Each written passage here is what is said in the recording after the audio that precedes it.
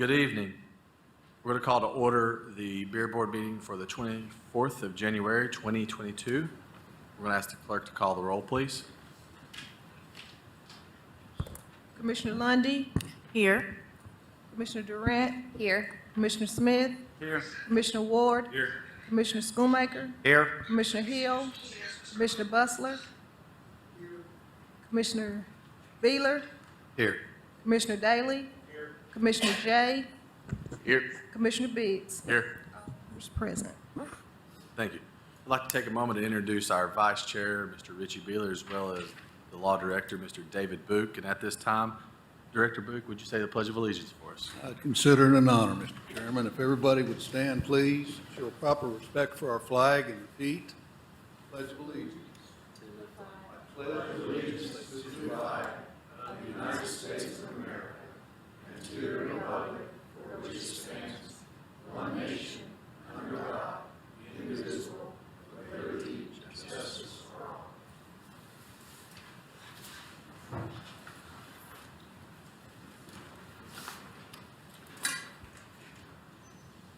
Thank you, Director Book.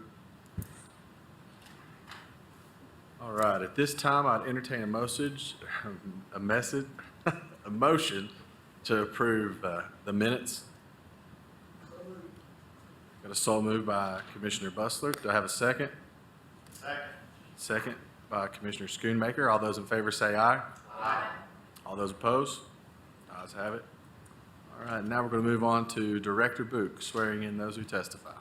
Would all of those of you that are in the audience that will be testifying today on either of these matters, please stand and raise your right hand to be sworn? Do each of you solemnly swear and affirm that the testimony you shall give in this matter shall be the truth, the whole truth, and nothing but the truth, so help you God? I do. I would also point out that under our charter, any person lying to or intentionally misleading this Knox County Commission and this beer committee shall be guilty of the offense of civil perjury, just to let you know. So, turn it back over to you, Mr. Chairman. Thank you, Director Book. Before we turn it over to the clerk, I want to make a quick announcement that our representative from the Health Department could not be here this evening, but he has emailed us already, and he said that there are no issues with either one, and that will be submitted into the record, the email per Law Director Book. So now I'm going to turn it over to the clerk's office. Okay, we have Easy Stop Food Mart, 3216 Johnson Road, Knoxville, 37931, off premises, District 6. Good afternoon. I'm Tommy Hunt with Easy Stop Food Marts. I was hoping to be able to come to you today and tell you that we had gotten approval and we're preparing to close on the property. We got approval from MPC, but we've got appeal to the BZA from a citizen that lives out in the eastern part of the county. So we've got a BZA meeting Wednesday, and so our contract is subject to the BZA approval. We're asking for approval of our permit subject to obviously closing on the property and then the approval of plans and CO from Knox County.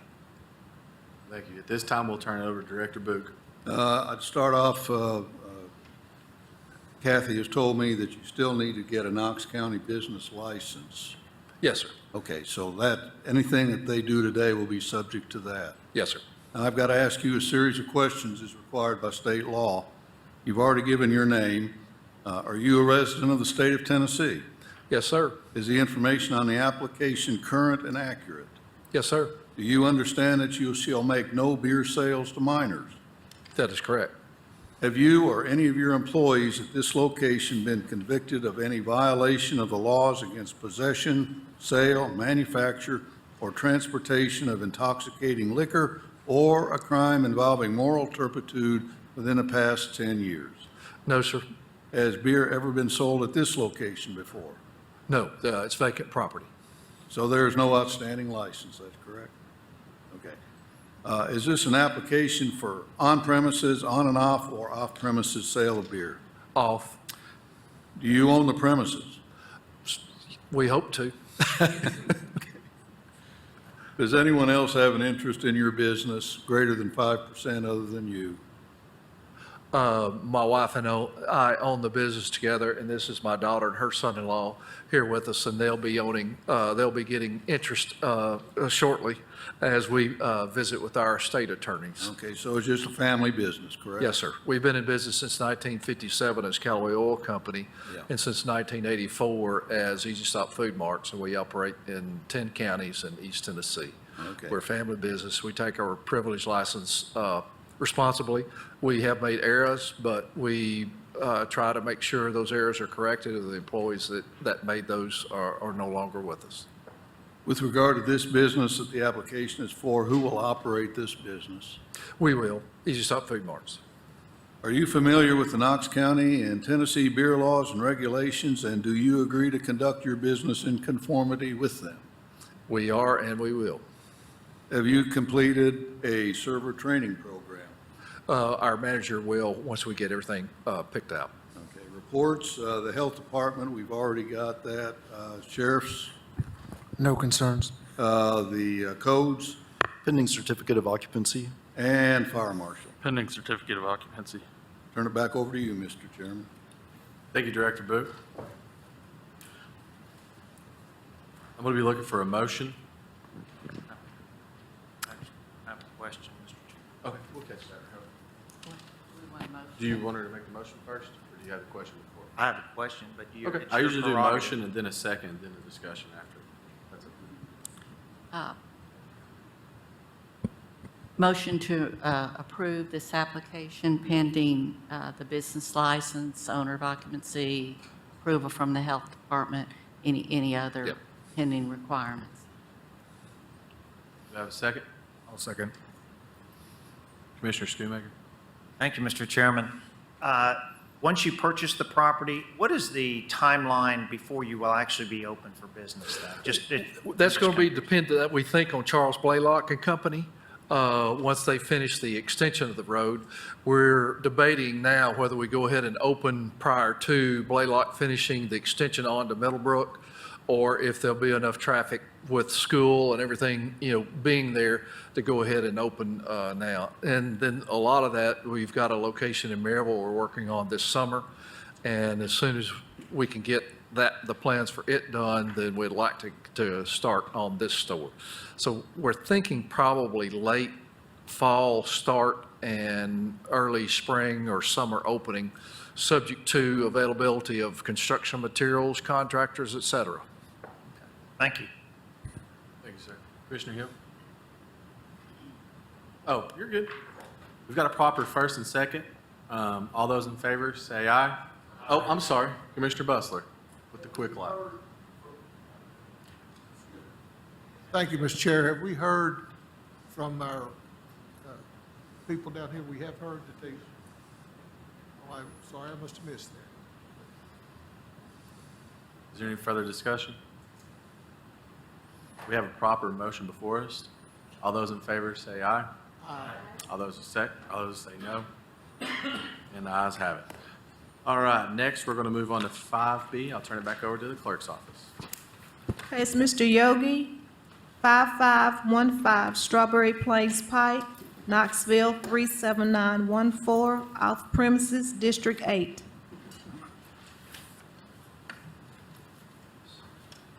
Director Book? Would you state your name, please, for the record, sir? Business name? My name is Ramesh Brahmania. Okay, I'm going to ask you the same questions that you heard me ask the prior applicant, and that's required by state law, okay? You understand? Yes, You've stated your name. Are you a resident of the state of Tennessee? yes, Is the information you have on the application that you submitted current and accurate? yes, sir. Do you understand that you shall make no beer sales to minors? No, I will not sell. I You understand you will Yes. not, correct? Yes, I will not sell. Okay. Have you or any of your employees at this location been convicted of any violation of the laws against possession, sale, manufacture, or transportation of intoxicating liquor or a crime involving moral turpitude within the past 10 years? No, sir. All right. Has beer ever been sold at this location before? Yes, sir. Is there an outstanding license? Yes. Okay, you understand that you will have to get that license turned in to Ms. Bailey over here before anything else goes on. Do you Yes, sir. understand that? Yes, sir. Okay. Is this an application for on-premises, on and off-premises, or off-premises sale of beer? Off permission? Do you own the premises? Yes. Does anyone else have an interest in this business other than you? No. Who will operate the business? Me and my manager. Are you familiar with the Knox County and Tennessee beer laws and regulations, and do you agree to conduct your business in conformity with those laws? Yes, sir. Have you completed a server training program? My manager, he did. He has? My manager? Okay. Reports, the Health Department's put in its report, the Sheriff's Office, No concerns. codes, Pending certificate of occupancy. and Fire Marshal. Pending certificate of occupancy. All right, Mr. Chairman, I turn it back over to you. Thank you, Director Boot. I would look to commission for a motion. I'll make a motion to approve pending certificate of occupancy and turning in the prior beer license. I have a motion by Commissioner Ward. Do I have a second?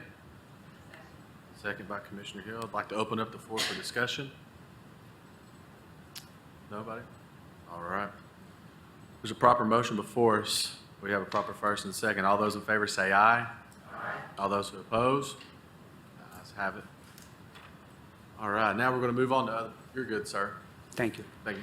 Now we're going to move on to other business. Does anyone have any other business? No. All right, we'll entertain a motion to adjourn. Motion by Commissioner Schoonmaker, and we're adjourned. Thank you.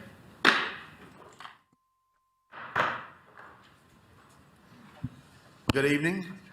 I call to order this meeting of the Knox County Commission for January 24th, 2022. Seated to my left are Ms. Angie Nesbitt and Ms. Kim Ellis of the Knox County Clerk's Office, and to my right is Vice Chairman Justin Biggs and Knox County Law Director David Book. Madam Clerk, would you please call the roll? Commissioner Lundy, Here. Commissioner Durrett, Here. Commissioner Smith, Here. Commissioner Ward. Here. Commissioner Schoonmaker. Here. Commissioner Hill. Commissioner Bessler. Here. Commissioner Beeler. Here. Commissioner Daly. Commissioner Jay. Here. Commissioner Biggs. Present. Thank you, Madam Clerk. Commissioner Ward, would you please lead us in this evening's devotion? Yes, sir.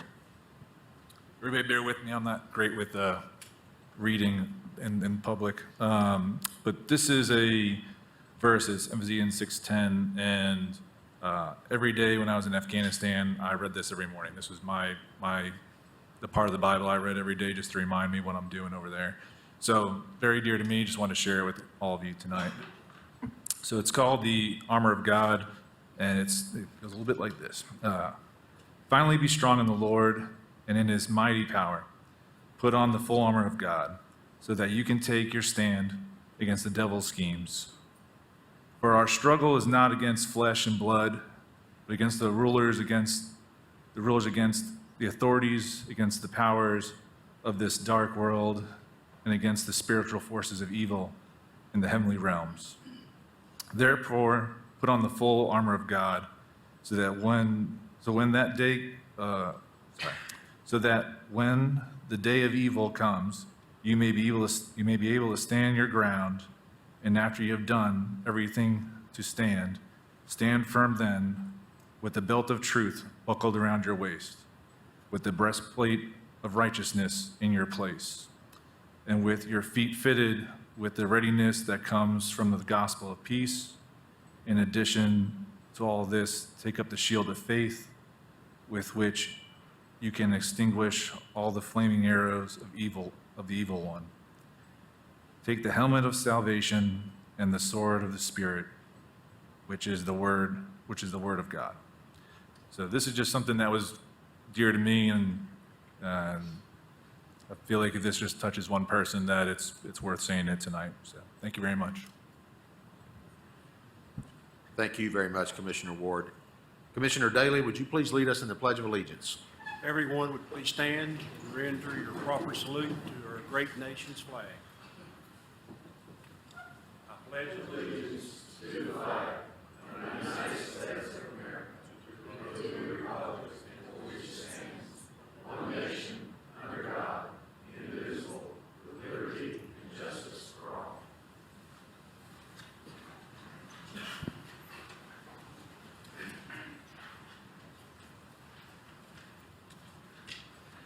Thank you, Commissioner Daly.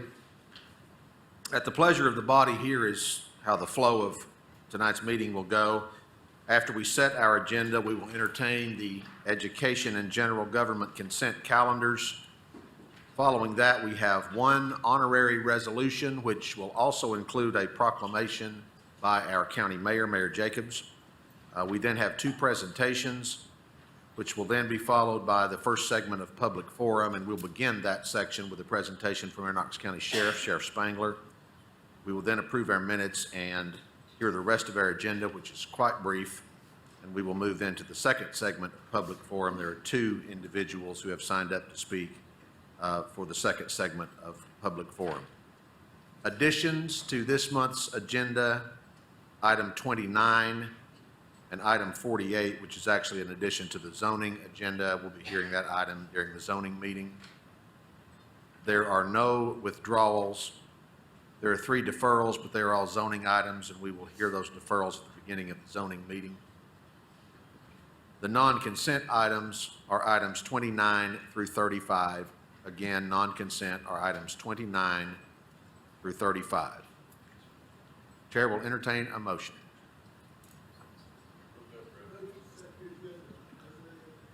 Motion to set the agenda by Commissioner Bustler. Is there a second? Second by Commissioner Schoonmaker. Any discussion? All in favor, please say aye. Aye. Any opposed? Agenda is set. Madam Clerk, I believe the first item be the consent calendars. Chair will entertain a motion to approve the education and general government consent calendars. Second. I have a motion to approve by Commissioner Smith, second by Commissioner Biggs. Is there any discussion? All in favor, please say aye. Aye. Any opposed? Consent calendars are approved. Madam Clerk, please read item 29.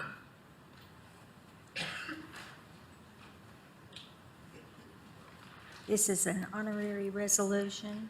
Consideration of a resolution of the Commission of Knox County, Tennessee, honoring the community partnerships involved in the Powell Trench collapse. This is Resolution 101. Thank you, Madam Clerk. I'd like to invite Mayor Jacobs, if you would please, sir, to join us at the podium. Vice Chairman Biggs is also making his way there. And Mr. Mayor, I will turn the podium over to you first if you'd like to invite those individuals being honored to join us down front. Yes, that'd be wonderful. Thank you, Mr. Chairman. Not only Mr. Zachary from Engineering Public Works, but also the folks that are here from, I think there's some folks from Lowe's and some other organizations, businesses. Would you all mind coming on down if you were involved in this? If I may, Chair would like to entertain a motion to approve this item. Second. Have a motion by Commissioner Buster, second by Commissioner Schoonmaker. All in favor, please say aye. Aye. Any opposed? Thank you. Yeah. Do you want to read the resolution? Why don't you go ahead and read the resolution? I'll read the letters. Is that okay? Okay, that's fine.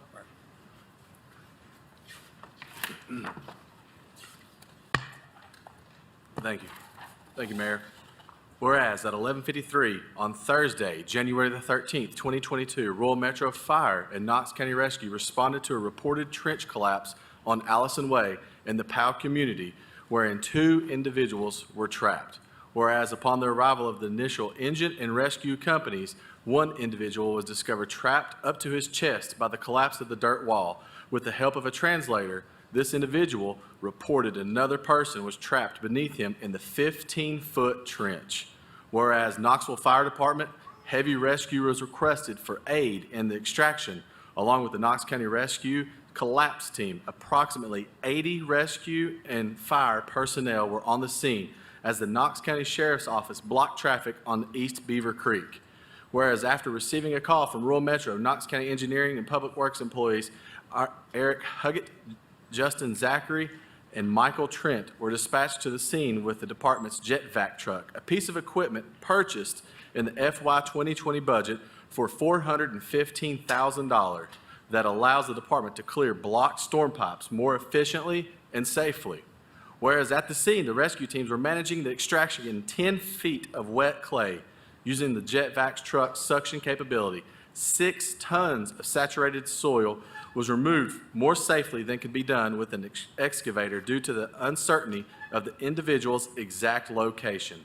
AMR, Lifestar, Emory Road Chick-fil-A, Knoxville Fire Rehabilitation Bus, Marco's Pizza of Halls, and Tenova Health, North Knoxville Lowe's, Ace Hardware and Halls, and environmental remediation consultants graciously provided support and sustenance to teams on site. The first trapped individual was rescued approximately 6 hours after arrival, and the second approximately 2 hours later with a total rescue team of 8 hours. Whereas Knox County Mayor Glenn Jacobs issued commendation letters to the engineering and public works employees and thank you letters to the community businesses who participated in the successful rescue. Now therefore be it resolved by the Commission of Knox County as follows. The Knox County Commission hereby honor and expresses its sincere thanks to the community partners and individuals involved in the Powell Trench collapse. Further be resolved that this resolution is to take effect from and after its passage as provided by the Charter of Knox County, Tennessee, the public welfare requiring it. Mayor Jacobs. Thank you. Mr. Chairman, I'd like to read the letters that we prepared. As Vice Chair Biggs said, there were a number of organizations and businesses involved in this, including AMR, Lifestar, the Emory Road Chick-fil-A, Knoxville Fire Rehabilitation Bus, Marco's Pizza of Halls, Tenova Health, North Knoxville Halls, Ace Hardware and Halls, and Environmental Remediation Consultants.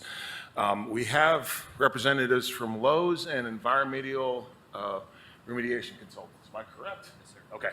So this is the letter that we sent to everyone, or will be sent to them. On behalf of Knox County, I want to thank you for everything you did to ensure that the trench rescue in Powell on Thursday, January 13th, 2022 is successful. Knox County is the best place to live, work, and raise a family. This is true because organizations like yours commit the time, talents, and resources necessary to make that true. During this rescue, you didn't hesitate to step up in a time of dire need. That's the volunteer spirit. And it's so much more than providing food, shelter, equipment, and care. It's the quiet victories you're in this community every single day, providing jobs, making charitable donations, sponsoring schools and teams. The list goes on. I know all the entities who work to overcome the trench collapse and the individuals who are saved are grateful for your contribution and support. Your team is truly an asset to this community, representing the very best of Knox County. Let's see if I can find your old. My apologies.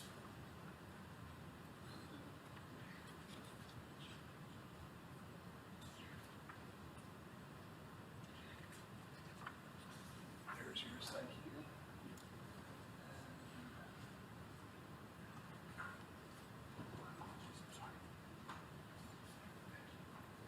If y'all wouldn't mind hanging out for just a second, if we could all get a picture. And this letter is extremely special because so many times the work of Knox County employees goes unnoticed. And so many times we get to hear the complaints and we, as elected officials, talk about the stuff that we have to deal with. So when we can do something like this to honor people that did an outstanding job, going above and beyond to literally save lives, I think that's vitally important. And believe me, that puts a huge smile on my face. So these were letters from Mr. Michael Trent, Mr. Eric Huggett, and Mr. Justin Zachary, who is here tonight. The other two, unfortunately, couldn't be here. Mr. Zachary is affectionately known to his coworkers as Squirrel. So, subject, Powell Trench Rescue. Dear Mr. Zachary, on behalf of Knox County, I want to thank you for everything you did to ensure the trench rescue in Powell on Thursday, January 13th, 2022 is successful. I have always been proud of the work that comes out of our Engineering and Public Works Department, but this is a step above. As I understand it, the use of the jet vac truck was an integral part of finding a safe solution for extraction. Knox County is the best place to live, work, and to raise a family. This is true because public servants like you bring their time, talents, and ability to the job every day, giving 100% to our community. And it's so much more than just driving big trucks or operating heavy equipment. It's the quiet victories you're in this community every single day, improving roads, securing bridges, ensuring safe construction practices, mitigating flooding, and the list goes on. I know all the entities who worked to overcome the trench collapse and the individuals who are saved are grateful you showed up in such a meaningful way. I couldn't be prouder to have you working with Knox County. Thanks again. Respectfully, Glenn Jacobs, Knox County Mayor.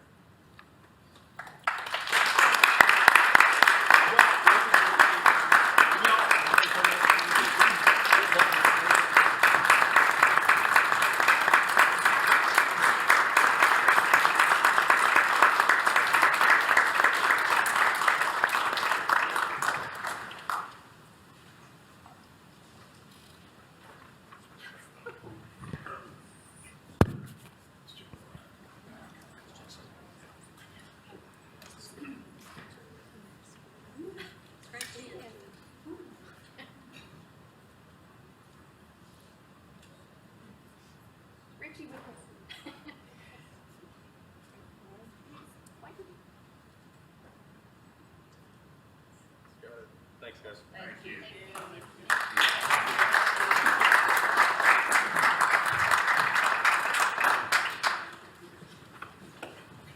Thanks to all of you. And just again, thank you so much for allowing us to do that, Mr. Chairman. I think we all saw it in the fires in Gatlinburg and multiple times since. This community steps up when we need it. So this is just a great place, and that's part of what makes it so exceptional. So thank you, sir. Thank you very much, Mayor Jacobs, and thank you for co-sponsoring this resolution along with the full commission. Madam Clerk, would you please read the next item? This is a presentation of Rural Metro Monthly Report by Jeff Bagwell.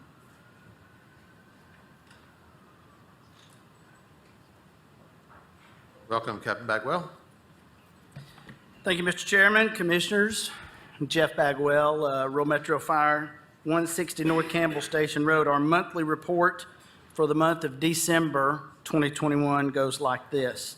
824 medical first responder calls, 33 car crashes, 32 residential structure fires, 70 false alarms, 23 hazardous condition incidents, 187 lift assist or smoke investigations, and 249 car fires, brush fires, or rubbish fires, for a total of 1,418 for the month of December.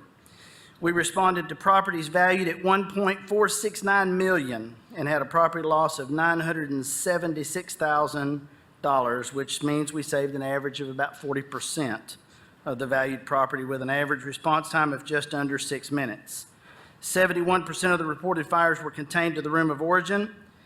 Station 30 in Halls continues to be the busiest. However, the Farragut station is catching up closely, only behind by 4 runs. And the North Battalion continues to be the busiest with 510 emergencies. The busiest time for emergencies in Knox County this month was between 1 p.m. and 2 p.m. Through our partnership with Knox County, we added 2 new educational videos to the YouTube library and had 24,000 views for the month, representing about 2,100 hours of program time and logging 274,836 impressions. We also added 48 new subscribers to the YouTube channel. We had 7 in-person events that had approximately 450 contacts. So total contacts via all the conduits was 24,639. Our membership totals for 2021 grew by 2,000 new members. And if they would stop building homes in Knox County, we could catch up. But we just can't get there. We're at 47.4% for 2021.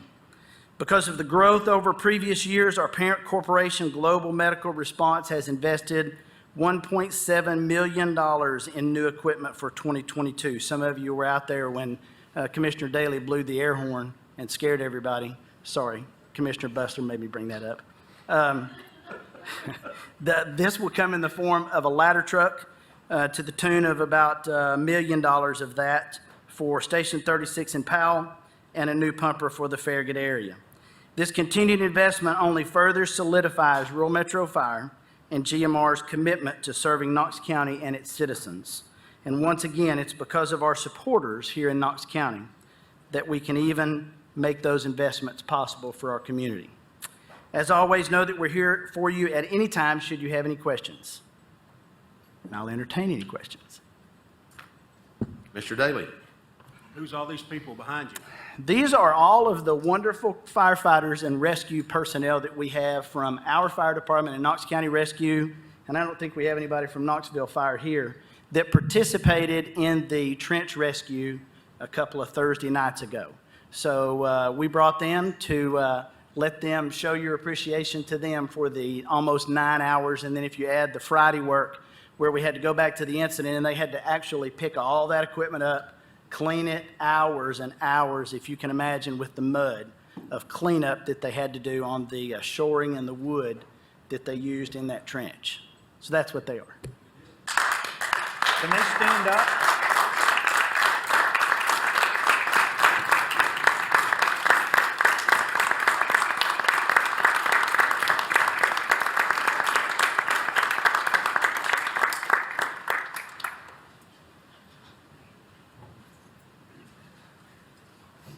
Thank you, Mr. Bagwell. Thank you, Commissioner Daley, for pointing that out. Commissioners, we have had a request from Knoxville Education Foundation to postpone item 31, the presentation, until February. Is there any objection with hearing that presentation next month? Thank you. We will now move into the first segment of public forum, and beginning of that, I would like to recognize Sheriff Spangler. We have an exodus of rescue workers going on right now, but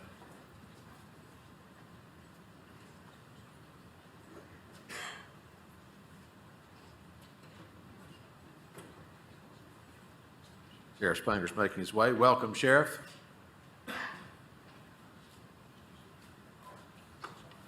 Thank you, Mr. Chairman. Thank you, Commissioners. Tom Spangler, Knox County Sheriff, 400 Main Avenue. I won't take as much time as the paperwork I have in this folder here. It's just for my notes, just to make sure that I cover a few things that I want to cover with you all. Give you a little bit of history of what's happened with the Sheriff's Office over the past year, at least of 2021. First of all, let me say I've got to brag on the employees of the Knox County Sheriff's Office, the men and women of the Sheriff's Office. I give them all the credit of everything that goes on with the Sheriff's Office. Those men and women have not taken a step back. And when I say that, during the pandemic when it first started, those men and women continued doing the job that needed to be job. The support staff did the same.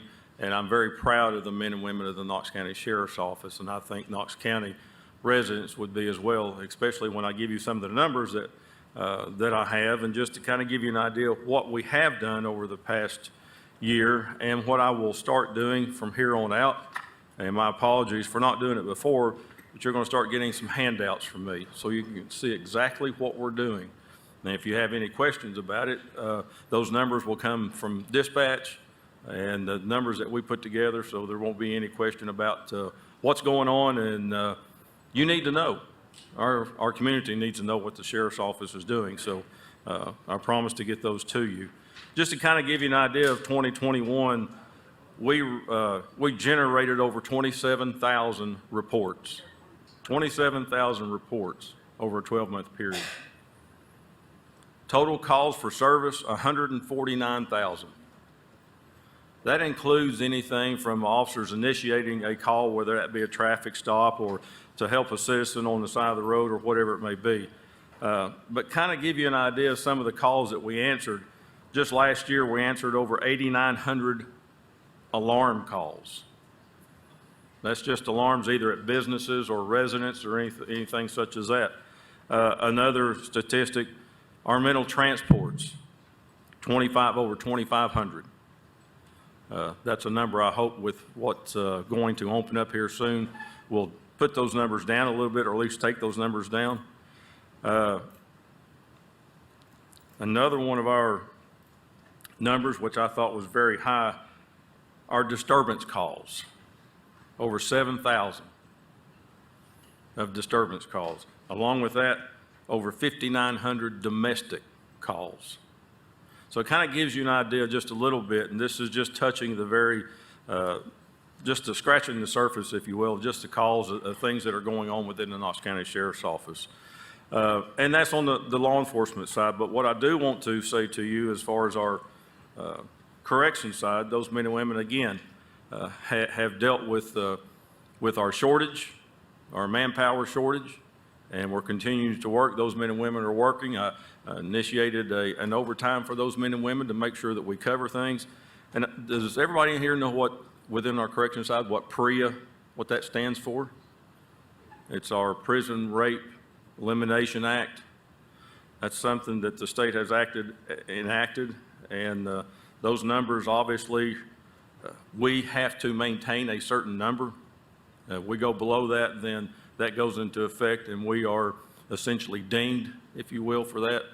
And so we make sure that we don't go below that number, but there has been times that we have because of our shortage. But with that overtime, we've been able to keep those numbers very low. One number I want to give you all within our correction side is our medication. Just to kind of give you an idea of what we spent last year, and it was $444,000 in medication within our correction side. Kind of gives you an idea too. Yes, our budget is huge, obviously, and there's obviously some things we just can't control. And the population of our inmates coming in, we had over 19,000 people come through our doors at our hotel, if you will. 19,000 people. So those men and women doing the things that they do, again, I want to commend them and say thank you to them in front of you all, and let them know that how much I and everybody else appreciates them. Real quick, I was hoping to come to you all and give you some more numbers with the salary survey that was done, but we are still talking with Evergreen. What Evergreen has given me so far, we have a total of 8 steps that they're to do. We have been billed with 2 of those so far. With that being said, this is what we have gotten so far, this 2-page breakdown. This is what we are waiting on, so that you will know this is the whole packet that they will be sending us with the whole breakdown on it. So as soon as that comes in and we get that, then you're going to get a copy of it. I'm going to make sure that you have it. And that there's some more things, some more comparisons that they are doing, comparing apples to apples and oranges to oranges, if you will, and not trying to put people like not ORNL, but the plants over there. Of course, we can't compete with that. But anyway, I just wanted to give you all just a little bit of an update, and to say that more things are coming to you all, and the handouts that you're going to start getting hopefully will give you an idea and help you of what's going on with us. And if you have any questions, I'll be glad to answer them. So thank you. Any questions for Sheriff Spangler? Commissioner Biggs? Sheriff Spangler, in the salary survey, does it also have cost of living in there? I would imagine it would, correct? It should. It should have something to do with that, yes. Okay. I was just wondering, I don't know when it's been or how long it's been, but to see the cost of living rate, how much it's gone up since the previous thing has to be astronomical. It's grown. I think those that were at a meeting last week, and they talked about the housing market and how it has skyrocketed, and you know, and that's another issue too, and I think it's an issue for everybody, is the fact that bringing in new employees, they can't find a place to live. And that's an issue that we're finding right now with those people that we have recruited want to take the job, but they can't find a place to live. And so we are trying to work not only with some realtors, but also with some apartment complexes to see if we can't make that happen to at least help us in some way. So, and we're looking at if there's something that we can help establish with them to give them a little bit more extra, whatever it may be, to help pay for that, at least for the first 2 months or something. That's what we're looking at doing as well. I would be interested in seeing the previous survey just to show that exact market increase for Yeah. you too. So, thank you. Thank you. Seeing no more lights, thank you very much, Sheriff Thank you, Mr. Spangler. Chairman. Moving on to public forum, Lee Mueller is our first member of the public that has signed up for public forum. Sir, if you would state your name and county of residence, and you have 5 minutes to address County Commission. My name's Lee Mueller. I'm from Knox County, live in West Knoxville. And I'm representing Knoxville Planning Alliance, Knox County Planning Alliance.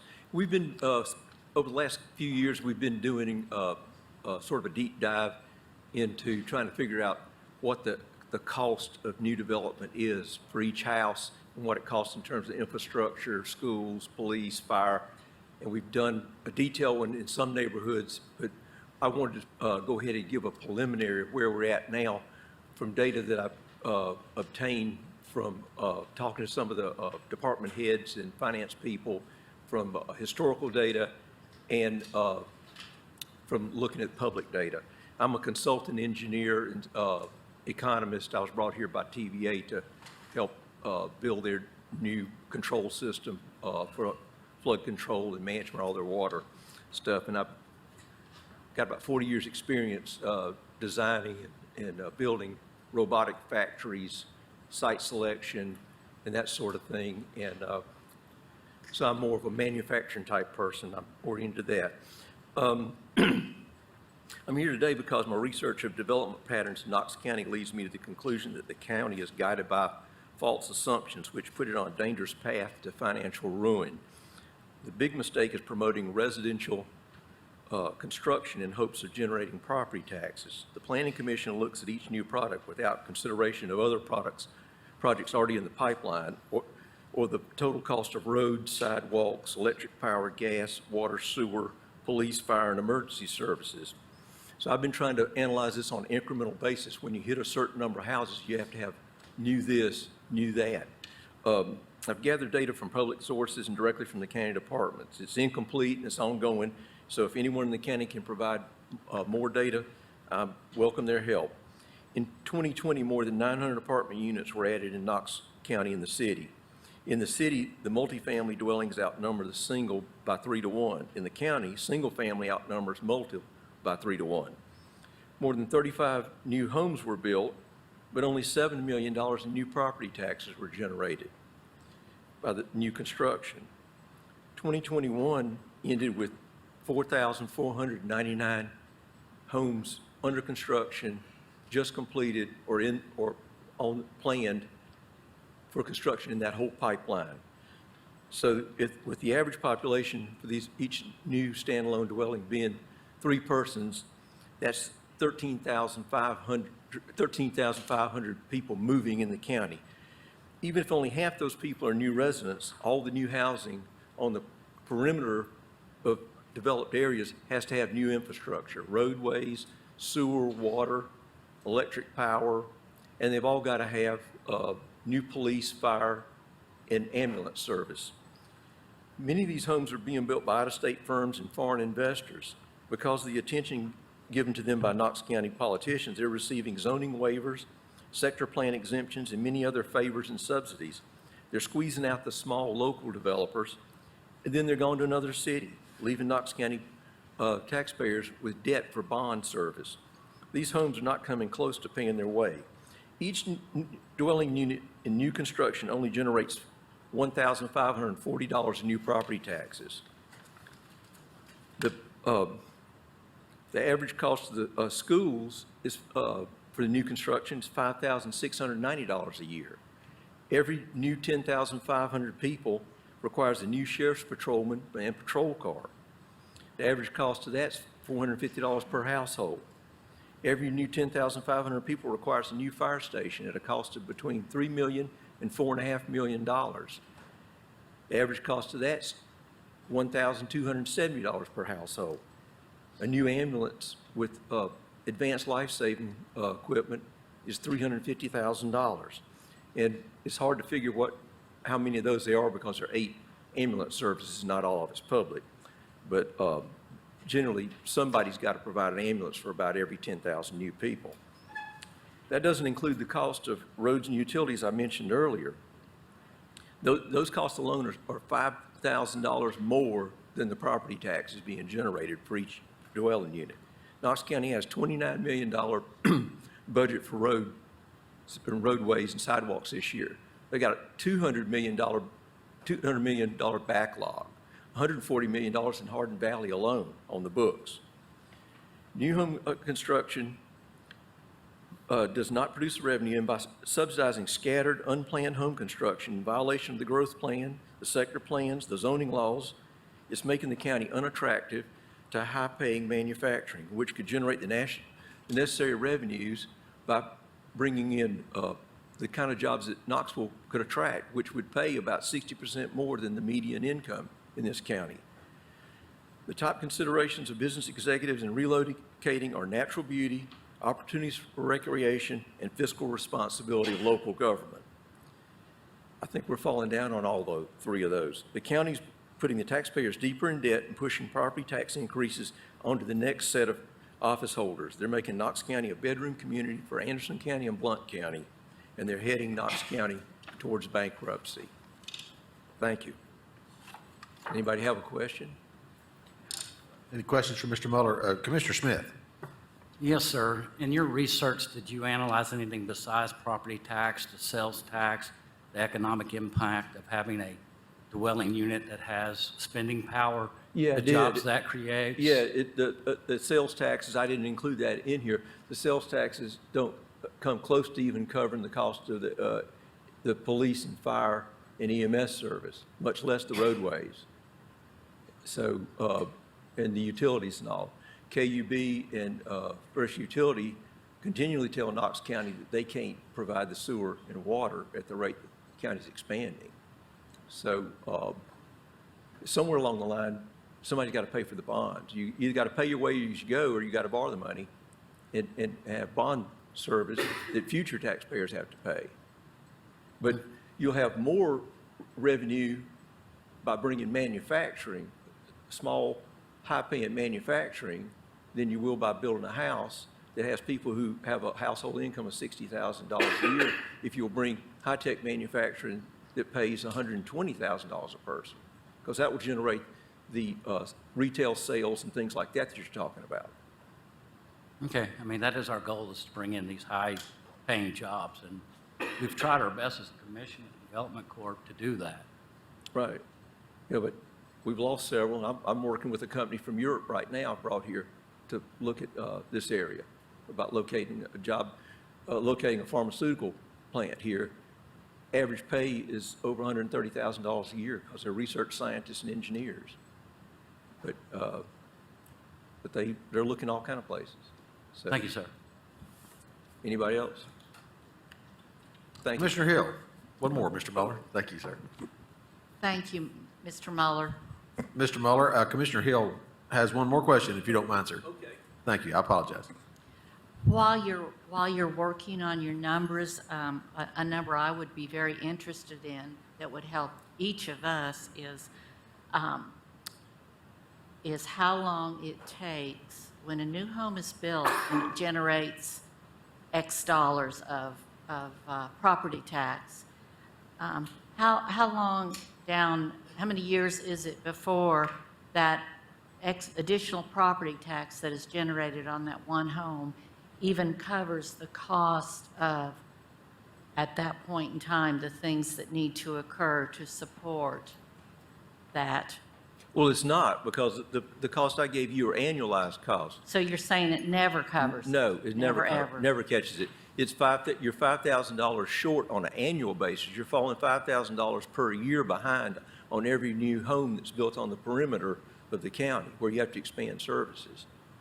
So when you scrape new dirt and build out like in Hardin Valley and Carnes and places like that, you're falling $5,000 behind per year per house, the way you're doing it, rather than infill development on existing utilities. Commissioner Ward. Just a clear. Mr. Mueller, Mr. Mueller, I just have a You clarifying. might want to hang out for just a minute. There could be more. I just, All right. It's a clarifying question. So are you recommendation is higher density residential, like high-rise apartments and things like that? Well, and. Or just and- stop and- building altogether? And you've, and following the sector plans and the growth plans rather than everybody coming there to get an exemption from them. Because as you build in spots, you're having to run water, sewer, and roads out to these spots you're building, rather than a planned growth that expands, just like your body building new capillaries to your muscles. What you got to do is you may have to just put a halt to some of the growth until you can catch up with the infrastructure and the fire and the police and things like that, so that you're not having to pay overtime and run multiple trucks from multiple, far away and run up your cost of servicing a fire. To just stop all growth in the outer rim? Well, and also when you build in a spotty area like this, if you chew up 10 acres over here and 20 acres over here and 30 acres over here, then you don't have any big piece of land to locate a manufacturing plant like Smith & Wesson or Amazon or something like that. I mean, all you have to do is spot one subdivision on several hundred acres of land and ruin it for that kind of factory or distribution center. Commissioner Bustler. Thank you, Mr. Chair. You keep mentioning cost of fire protection. We do not pay for any fire protection out of taxpayers' dollars out of Knox County. But somebody has to pay for it. Only 40% of the, it's a subscription service, and only 40% of the homes have subscriptions. I understand that, but that would be part of the thing that you were talking about, the cost of that. But also, when you build a new house, you know that affects about 2,000 other people of material that they use to put in that house for jobs all over the place. Right. And without growth, without any growth at all, we have nothing to offer manufacturing. When they come in here, if they want people to work, they have to bring people in with them, educating and things like this. And we've got the University of Tennessee here, we've got ORNL and all these other places that bring people in, and they're looking for places to stay. Right. And they've got to have some place to stay for us to continue on that growth.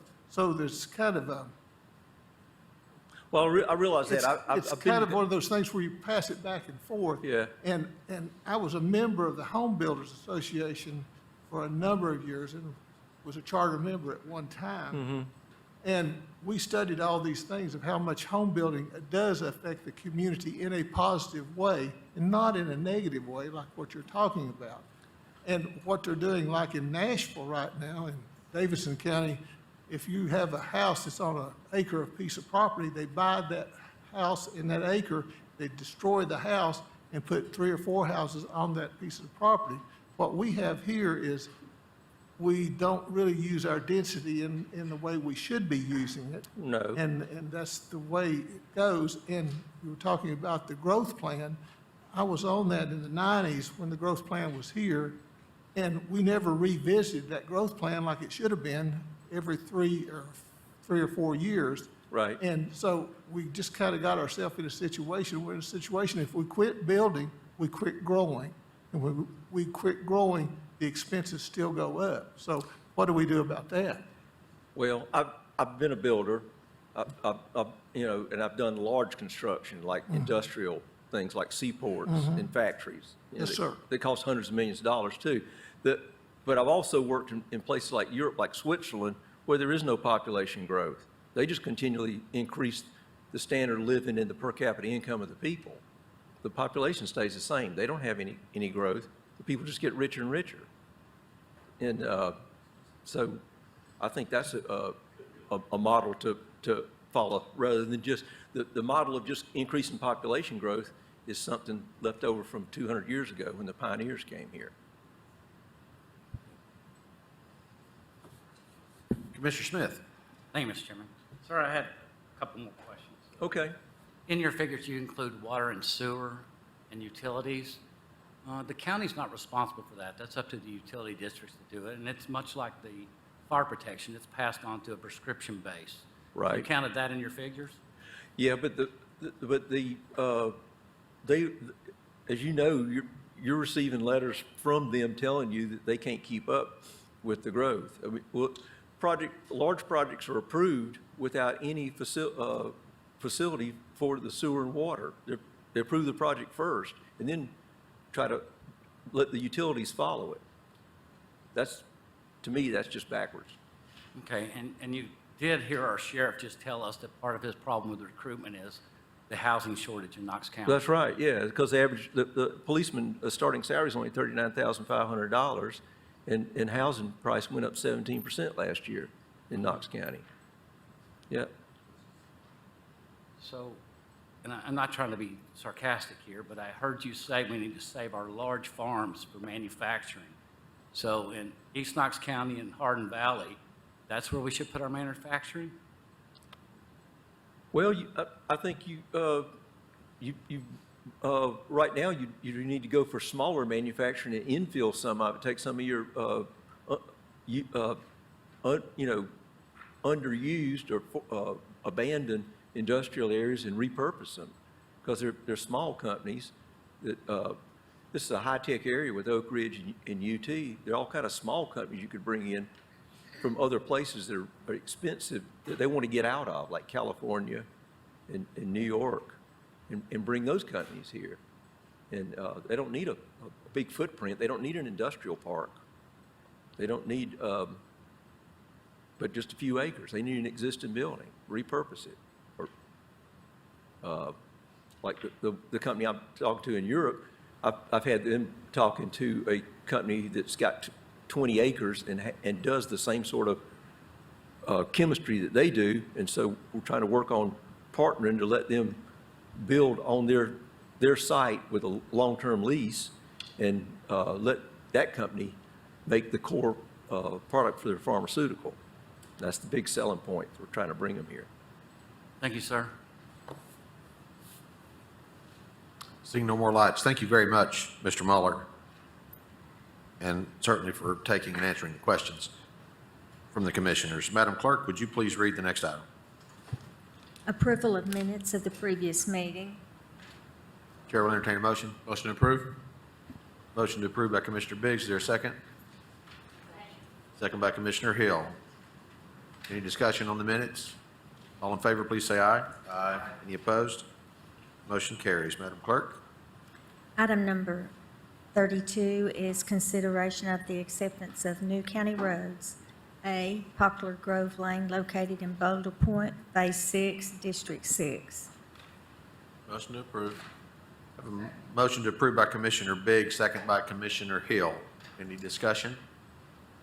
All in favor, please say aye. Aye. Any opposed? That motion carries. Madam Clerk, next item, please. Item number 33 is consideration of the closure of the unbuilt portion of Chirping Bird Lane east of Creekside Manor Lane in Creekside Manor subdivision. This is on first reading. Motion to approve. Motion to approve by Commissioner Biggs, second by Commissioner Hill. Commissioner Daly, your light is on, sir. Just take a voice vote or just a roll call?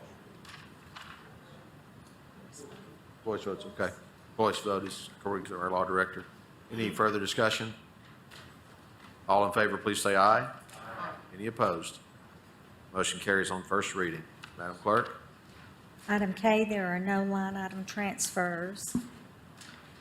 L, budget amendments, no budget amendments, and there are 198 notary applications. Have a motion to approve notary applications by Commissioner Bustler. Is there a second?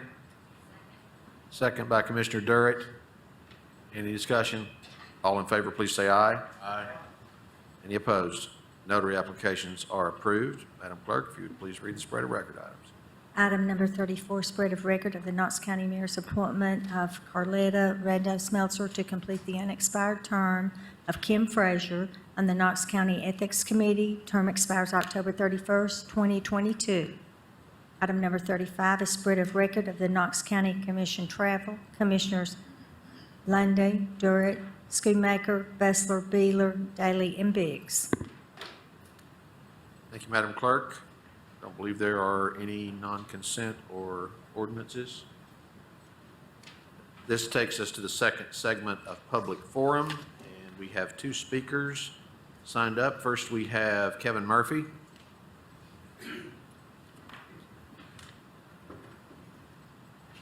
Welcome, sir.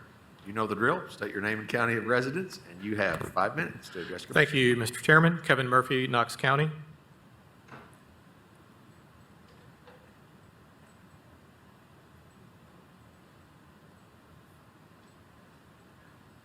That's what it's like for a citizen when they address land use issues at Planning Commission.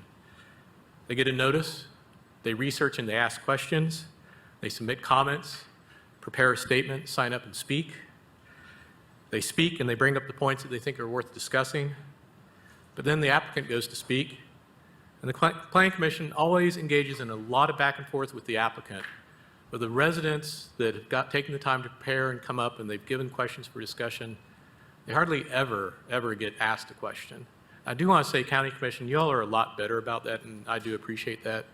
But I can't tell you what it's like to sit in the audience.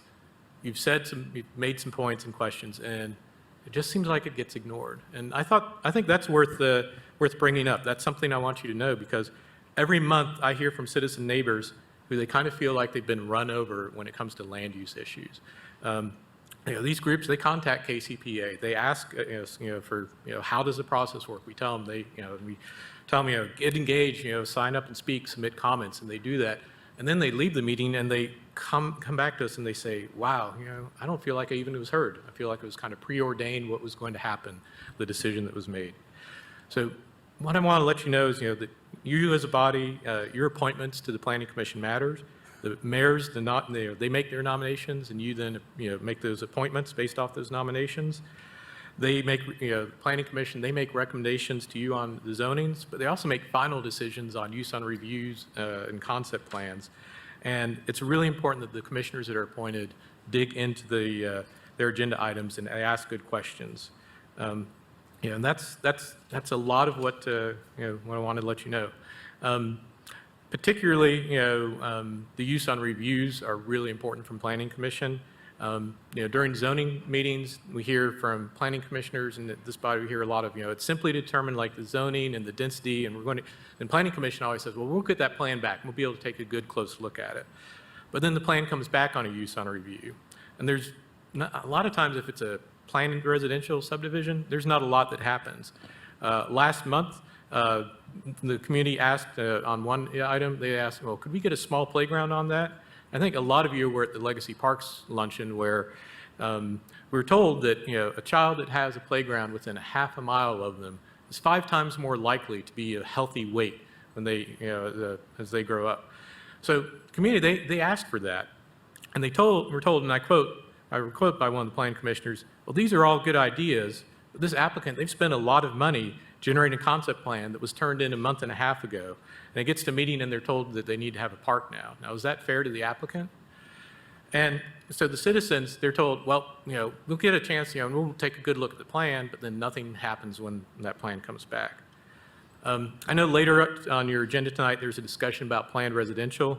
That's a zone that it encourages green space and amenities, and it has a lot of different uses, but it doesn't require that, and that's something that we run into all the time at use on review plan hearings. And last month, thankfully, in December, we heard Planning Commission ask, they're like, well, we need some guidelines, and so we're glad that that planned residential process is coming back. But I just want to let you know that right now it's a really frustrating for your constituents, the people in Knox County that try and engage and participate in this. So my ask for you tonight is that maybe before the next round of planning nominations come up, I think in June, take time to attend a planning commission meeting if you haven't been to one, and go for the whole thing. I'll say, like tonight, I'm wearing one of my dad's ties. He was a attorney that represented clients that were applying for Social Security disability benefits. That's what he did for 45 years. And when he passed away last year, he didn't have a lot that I wanted, but he had a really good tie collection. So I'm wearing that tie, and it reminded me that I didn't understand his job and what happens until he invited me to come to court with him one day and actually attend one of those hearings and meet his clients and his judge and learn about that. I want to just add, that's my ask for you is, you've got some commission nominations that will be coming up. Please go to that planning commission meeting, stay through the whole thing and see how it is that they're being impacted. My other just small ask is to exploit the knowledge of the residents that come up here, that share their knowledge and opinions with you. They have a lot of knowledge, especially right in that little area. Just please ask them questions. They will appreciate it so much. Thank you. Thank you, Mr. Murphy. Commissioner Jay. Thank you, Mr. Chairman.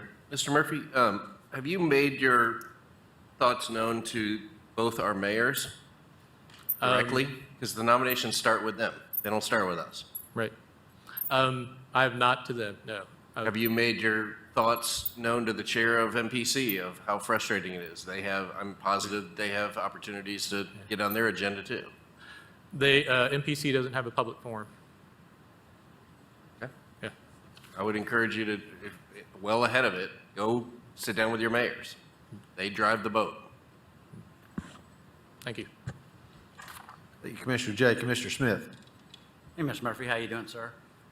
Good. MPC Commission works off staff recommendations. I don't have the exact figure, but I thought you might. How many times does MPC's decision contradict staff's recommendation? Some, but I don't have the percentage. I don't have, and Planning Commission, they don't publish their case study that's actually open data I'd love to have, but I don't have access to that public data, that data. It's in a map. You can go look it up one by one, but I don't have it in aggregate. On ours, and it's what's available to the public on the website, there is the staff recommendation and then MPC's decision. Right. I'd have to spend a lot of time parsing that. I'm a computer scientist. If I could get access to the actual data in the back end, that'd be a lot more efficient. Okay. Any other questions? Thank you, Mr. Murphy. Is Mallory McCroskey here? Don't believe Ms. McCroskey is with us. I believe that is the end of our agenda. Is there any other business to come before the commission? I will recognize Director Book. Thank you, Mr. Chairman. I would like to introduce the public and this body to the addition to the Law Director's office, Mr. Mike Moyers. He's sitting down there at the end of the table. I sent a memo out to you when we brought him in. He is highly qualified. He's just recently retired from 15 years on the bench of Knox County Chancery Court. Prior to that, he was 6 years sitting in this very seat as the duly elected law director for Knox County. And prior to that, 10 or maybe 12 years, he was a deputy law director. This man has done every conceivable suit in federal and state court. The thing he told me, and I remember well because I've known him for so many years, that he loves and is his passion is land use planning and zoning. He is going to be sitting in this seat for all of your zoning meetings from henceforth and as long as he wants to be here. So I introduce to you Mike Moyers here, and you will see him at the 7 o'clock meeting.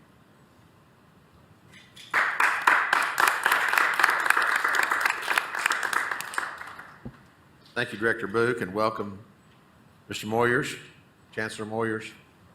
Commissioner Bustler, your light is on, sir. Thank you, Mr. Chair. I've been a member of the Rules Committee, and we've talked about a lot of different things. And one of the things we talked about some time ago was having some of our committees that certain people get to serve on that other people don't get to serve on, get reports from. And we mentioned that, and we said, well, yeah, we're going to do that. But some of you get to sit on the chambers boards or be in those meetings.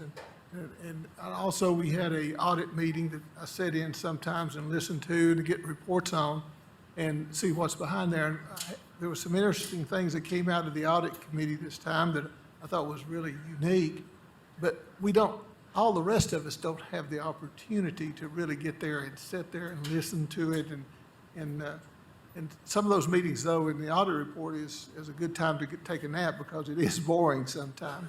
But I would like to hear those meetings, the reports back from the committees and things that you all sit on that we, the rest of us, don't get to sit on, to give us report what's going on, what's happening, and things of that sort.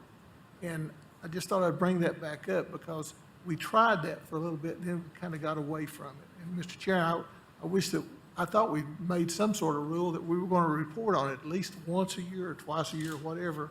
But when you have these multiple meetings like you do at the audit report and some of these others, I think we should hear more often from. Thank you. Thank you, Commissioner Bustler. I believe we do still have the rule that the chair of each committee is to submit a report to the commission office and the chairman annually of the work of that committee. We don't talk about it at our meetings, but that's a good suggestion. Thank you for that. Any other business to come before the Knox County Commission? Chair will entertain a motion to adjourn. Second. Motion is second. All in favor, please say aye. Aye. We are adjourned. Zoning meeting will begin at 7 p.m. Good evening. I call to order this zoning meeting of the Knox County Commission for January 24th, 2022. Madam Clerk, would you please call the roll? Commissioner Lundy. Here. Commissioner Durrett. Here. Commissioner Smith. Here. Commissioner Ward. Here. Commissioner Schoonmaker. Here. Commissioner Hill. Here. Commissioner Bessler. Here. Commissioner Beeler. Here. Commissioner Daly. Here. Commissioner Jay. Here. Commissioner Biggs. Thank you, Madam Clerk. At this time, I will turn things over to Mr. Moyers of the Knox County Law Director's Office. All right, anybody who is going to address the county commission today, if you're going to testify before the county commission, please stand. And if you would, please raise your right hand. Do you solemnly swear or affirm the testimony you're going to give us today will be the truth, the whole truth, and nothing but the truth, so help you God? Be seated. Thank you, Mr. Moyers. Commissioners, we have had a request from the representative of the applicants to postpone 3 items on the agenda tonight to the February zoning meeting. The representative, who is also the engineer on these items, has COVID and has requested postponement of these 3 items. They are items 38, 39, and 42. That is 11B21SP, 11F21RZ, and 12F21RZ. Under our rules, any request for postponement must be received by 4 p.m. on Wednesday prior to the zoning meeting. However, with these extenuating circumstances, Chair will certainly entertain a motion to suspend the rules and grant these postponements. So moved. Second. Have a motion by Commissioner Bustler with a second by Commissioner Jay to postpone items 38, 39, and 42 until the February zoning meeting. Is there any discussion? All in favor, please say aye. Aye. Is there any opposed? Let the record reflect the vote is unanimous to postpone items 38, 39, and 42. Madam Clerk, would you please read the first item? This is item number 36, 12-A-21-SNC. It's a request of Tony Tritton Prim to change street name from Vincent Road to Summerbird Drive between Laurel Hill Road and Sanders Road. And this is in the 3rd Commission District. Thank you, Madam Clerk. Is the applicant present?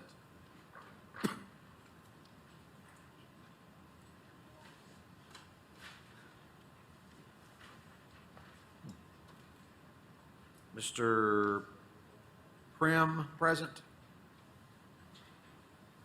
We will, at the pleasure of the body, move to the next item in case Mr. Prim shows up before the end of the meeting.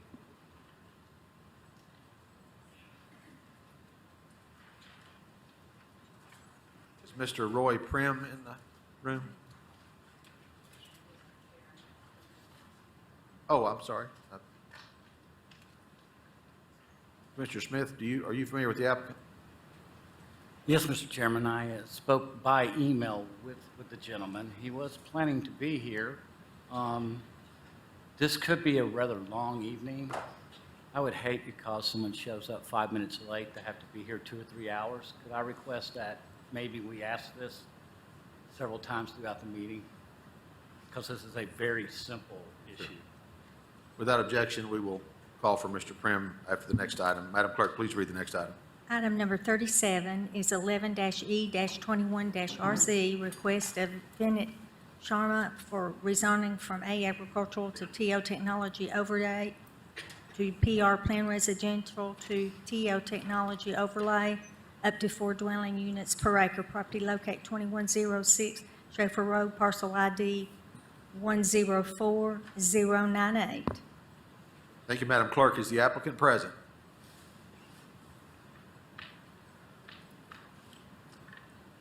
Bennett Sharma, present. Seeing that the applicant is not present, we will move to the next item and call for him again. Madam Clerk, next item, please. This is item number 40. 12-A-21-RZ is request of the estate of Carson H. Wilkerson for rezoning from A agricultural to CB business and manufacturing. Property located at 0 East Emory Road, parcel ID 47-09702, part of.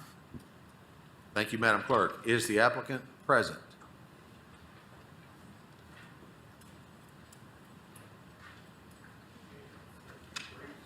Wow. Anyone from the estate of Mr. Wilkerson present? Wow. This may be a first. 0 for 3. I think we're out. We can adjourn the meeting. I'm sorry, Mr. Daly? We do know the next one's here. Okay. Madam Clerk, please read the next item. This is item number 41. It's 12-E-21-RZ, request of Bruce Duncan for rezoning from RB General Residential to T Transition, property located at 2309 Maryville Pike, parcel ID 135CC001 in the 9th Commission District. Thank you, Madam Clerk. Is the applicant present? Come on down. Is there any opposition to this item? Sir, if you'll state your name and address for the record. Bruce Duncan, 3705 Southview Circle, 37920. Thank you, sir. Seeing no opposition to this, I'll call upon Director Brooks. Planning Commission recommends that County Commission approve T transition zoning because it is consistent with the sector plan and because the property is located in a transition area between residential and commercial development by a vote of 14-0 consent. Thank you, Ms. Brooks. Commissioner Daly, you are recognized, sir. I'm ready to make a motion. Motion to approve item 41 per Knoxville, Knox County Planning Recommendation. Second. Have a motion by Commissioner Daly with a second by Commissioner Bustler to approve this item per the Planning Commission recommendation. Is there any discussion? Commissioner Ward. Hi, sir. I just had a quick question. I actually own the property down the street from you, so just wondering what you're going to do with it. It's currently being rented. I've made it a dual residence where there's a residential tenant on the back half. In the front, I have a commercial renter that operates a small business. All right, staying like that then. Just as I think it was actually built, intended. Yeah, that's what it looked like it was. People from the area identify that as Potter's Market. Thanks, sir. Thank you, Commissioner. Any further questions or discussion? We have a proper motion and a second. All in favor, please say aye. Aye. Any opposed? That item is approved. Congratulations, sir. Good luck with your project. Is Mr. Prim in the room? Or Mr. Sharma? My apologies to those who came to speak on item 37. We will continue to call for the applicant. Madam Clerk, please read the next item. This is item number 43. 12-I-21-RZ is a request of Safe Harbor Residential for rezoning from A agricultural to PR plan residential, up to 3 dwelling units per acre. Property located at 11636 Hardin Valley Road, parcel ID 1178, part of. Thank you, Madam Clerk. See the applicant is at the podium. Good evening, sir. My name is John Valiant. I represent Safe Harbor. My address is 800 South Gay Street, Knoxville, Tennessee. And I would let the opposition go first if that was going to be your next question. Well, thank you, Mr. Valiant. Actually, under our rules now, the applicant has to go first. The applicant has to go first now under our rules. Okay. Is there any opposition to this?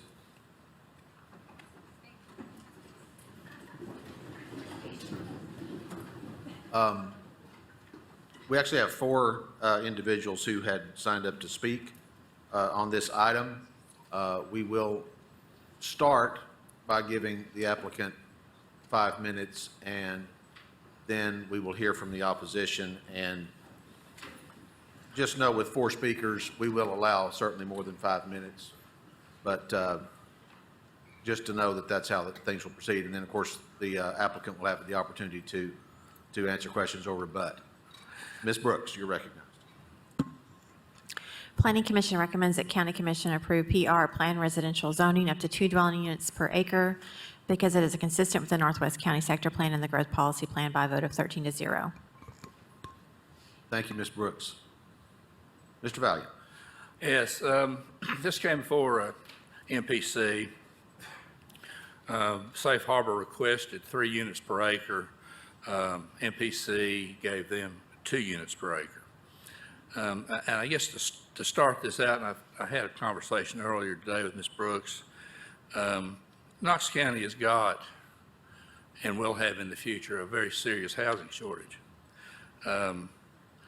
both in the 5 to 10 year plans and the 10 to 20 and the 20 to 30. Did you get those numbers, Ms. Brooks? I was able to pull some preliminary numbers from Sieber and Woods and Pool.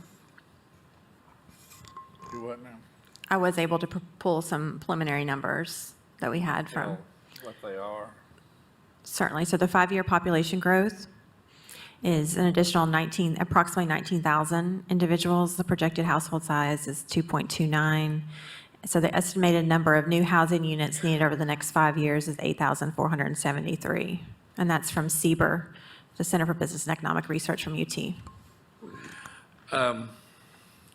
In this instance, Safe Harbor has asked for 3 units per acre, and the MPC gave them 2. What they're asking for is consistent with both the sector plan and the growth policy plan. I think that the law department and most folks I talk to have some questions on the viability of the growth plan. But what we're asking in this case to do would be consistent with both the sector plan and the growth policy plan to the extent that it exists. We're asking for PR, which is one of the dictates of the zoning ordinance for the zoning. We're going to provide sanitary sewers and water for this project. We are connected to a collector street. And the traffic impact analysis shows that it won't unnecessarily impair traffic flow along Couch Mill Road. Safe Harbor has agreed, and I think Mr. Snowden is here, and he can talk to that, to working with Knox County Engineering to improve the intersection at Couch Mill, Sam Lee, and Steel Road, which I think is a major problem for that area.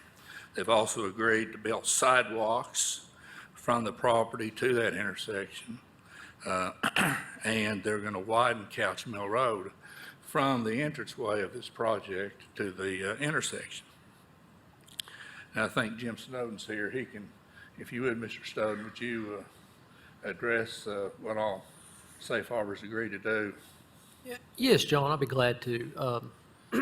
In their, because of the request for 3 dwelling units an acre in the rural area, they were required to do a traffic impact letter, which they completed at our direction. As part of that letter, they found the existing road from their development to Steel Road is approximately 19 feet wide. They're adding roughly about 3,500 trips to that. So that puts that road at a threshold that it does need to be widened to about 21 feet. We have a matrix that we use that kind of identifies road width versus ADT. So their traffic engineer did identify the need for the road widening to 21 feet along their frontage and about a quarter of a mile beyond their frontage. They've also identified the need due to our sidewalk ordinance to install sidewalk along their frontage, as well as the approximately quarter mile that they don't control, but it would be in the right of way of Couch Mill. And then to Mr. Valiant's point, we have received complaints over the two-way stop control intersection at Steel Road at Sam Lee. And the developer has proposed a partnership with the county that would involve the installation of a roundabout there, which would allow for a lot safer conditions as well as improved capacity conditions. My point in all this is, in a lot of these cases, you have developers come in that are asking, they want you to give them something so they can develop property. In this case, we've got a developer who's coming in, they're willing to give back to the county, help the community, and correct some problems that are in that particular area with regard to roads, sidewalks, and all of that.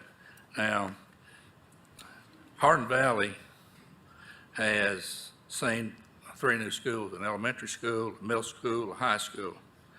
And I don't think the net effect of this development going in, they said something like it would be 168 different students, but that's not taking into account the fact that there are going to be students graduating and people moving out of the area.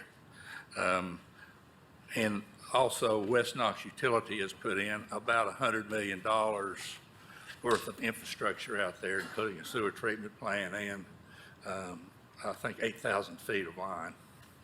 And my time's gone. Thank you, Mr. Valiant. We'll probably have you back up in a minute. We have 4 individuals. We have Gary Latham, Penny Wilkinson, Annabelle Hanks, and Mark Ritchie, who have signed up to speak. If Mr. Latham, it's really however you guys would like to go is fine. But Mr. Latham, if you want to come first, and we'll have the timekeeper please set the clock to 5 minutes. Now, this doesn't mean you get 1 minute and 10 seconds each. It just means that, sorry, Mr. Schoonmaker, you look like you wanted to say something. Yes, Mr. Chairman. So did the 4 individuals sign up prior to the deadline on Friday to speak at basically public forum? But because they have a zoning issue, it was transferred to the zoning? My understanding is that is correct, and thank you for that, Commissioner. I wanted to say at the beginning of the meeting that those who sign up to speak at public forum for zoning, we ask normally to speak when their item comes up. So yes, They did sign up. So are they entitled to the full 5 minutes per individual? That is not the way our rules work for zoning, no. But they signed up to speak at public forum, did they not? Or did they, how did they do that? Did they sign up for public forum?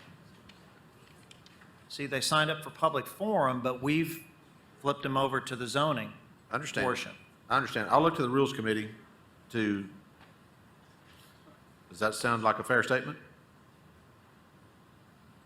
I would have to look it up, but I would think that if we could go 15 minutes, we can give him 15 minutes, that give Mr. Valiant 10 minutes to rebuttal, but I wouldn't advise to go over 15 minutes. So they need to watch that's 3 minutes a person, that's 3.5 minutes a person, that's what it is. But if you want to look, I'll look at the rules right quick. Well, under our rules, it's not always 5 minutes.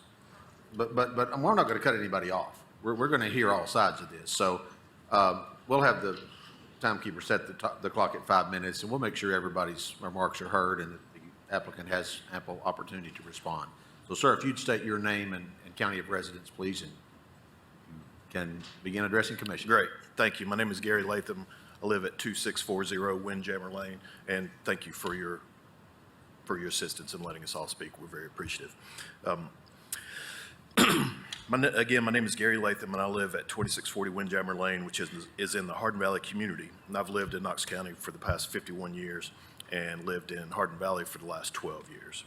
In 2020, my family and I moved into a newer neighborhood in Hardin Valley. And as you're aware, if you want to move into a different home in Hardin Valley, it's going to be new construction.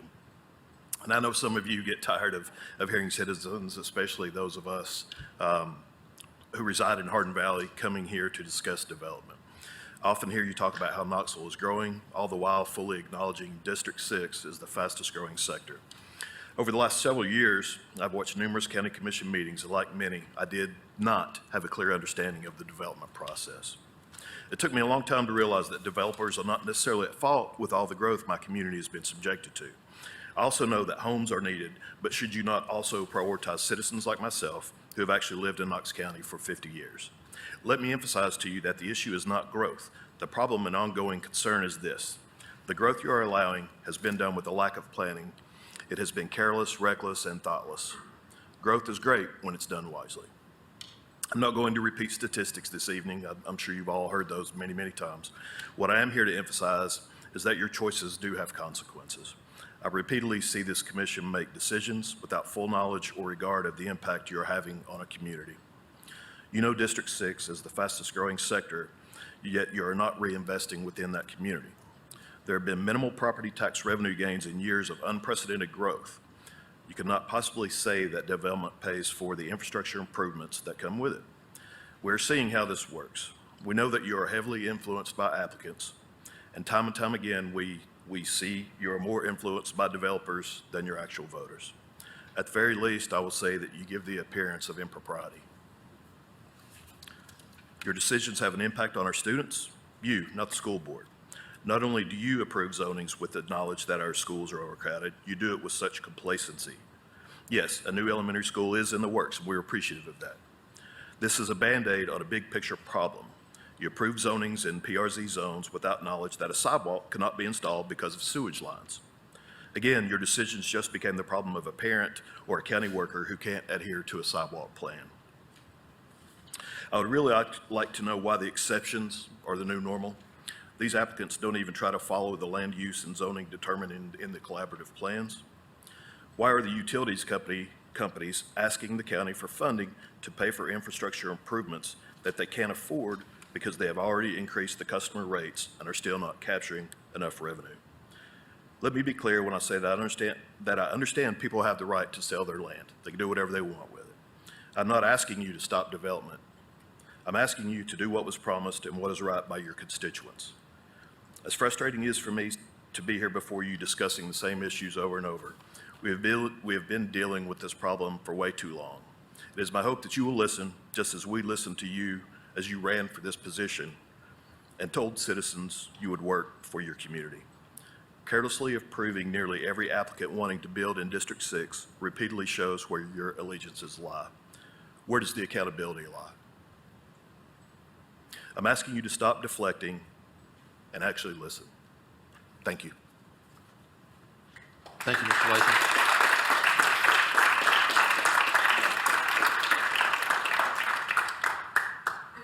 Next, we have Penny Wilkinson. Oh, I'm sorry, Commissioner Daly. Yes, Mr. Chairman. Our rules state that the matter to be introduced, opposition may agree to any offered compromise, neither should exceed a 15-minute time limit. So if they agree to 15 minutes, that's what the rules say. It's 15 minutes. Thank you, Commissioner. Mr. Ritchie. Yes, sir. You're Mr. Ritchie? Yes. Okay, yes, sir. If you'll just state your name and your county of residence. and- Yes, my name is Mark Ritchie. I'm a resident of 12141 Couch Mill Road. I've been living in Hardin Valley for 30 years, and my property is across the street from the proposed development. What I'd quickly like to address is that this has been recommended for approval based on the Northwest County Sector Plan and the Growth Policy Plan. The Growth Policy Plan is a 20-year plan that is now in its 22nd year. Probably that plan was developed against data that was 3 years old. So this is a growth plan that this is being ranked against is 25 years of data. We know there's been massive changes in Hardin Valley. The Northwest County Sector Plan, the boundary for development is bounded by Steel Road, is east of Steel Road. And if you look at all the requests for variances on the zoning for development, there's been about 10 in the last 5 years. So what we're doing right now is by segmentation, we're looking at traffic at small chunks. We're looking at all this at small chunks against the big picture of Hardin Valley. So what we need to do is have this development and others and the others against a new standard. There's a plan that's being developed right now, probably 2 years in the making. We need a plan, in the growth plan, we need a bridging plan for these developments that get us to the new growth plan. They'll take into consideration a lot of the things that this community has been asking for. So when do we draw the line? When do we draw the line? That's what I'm asking you this evening.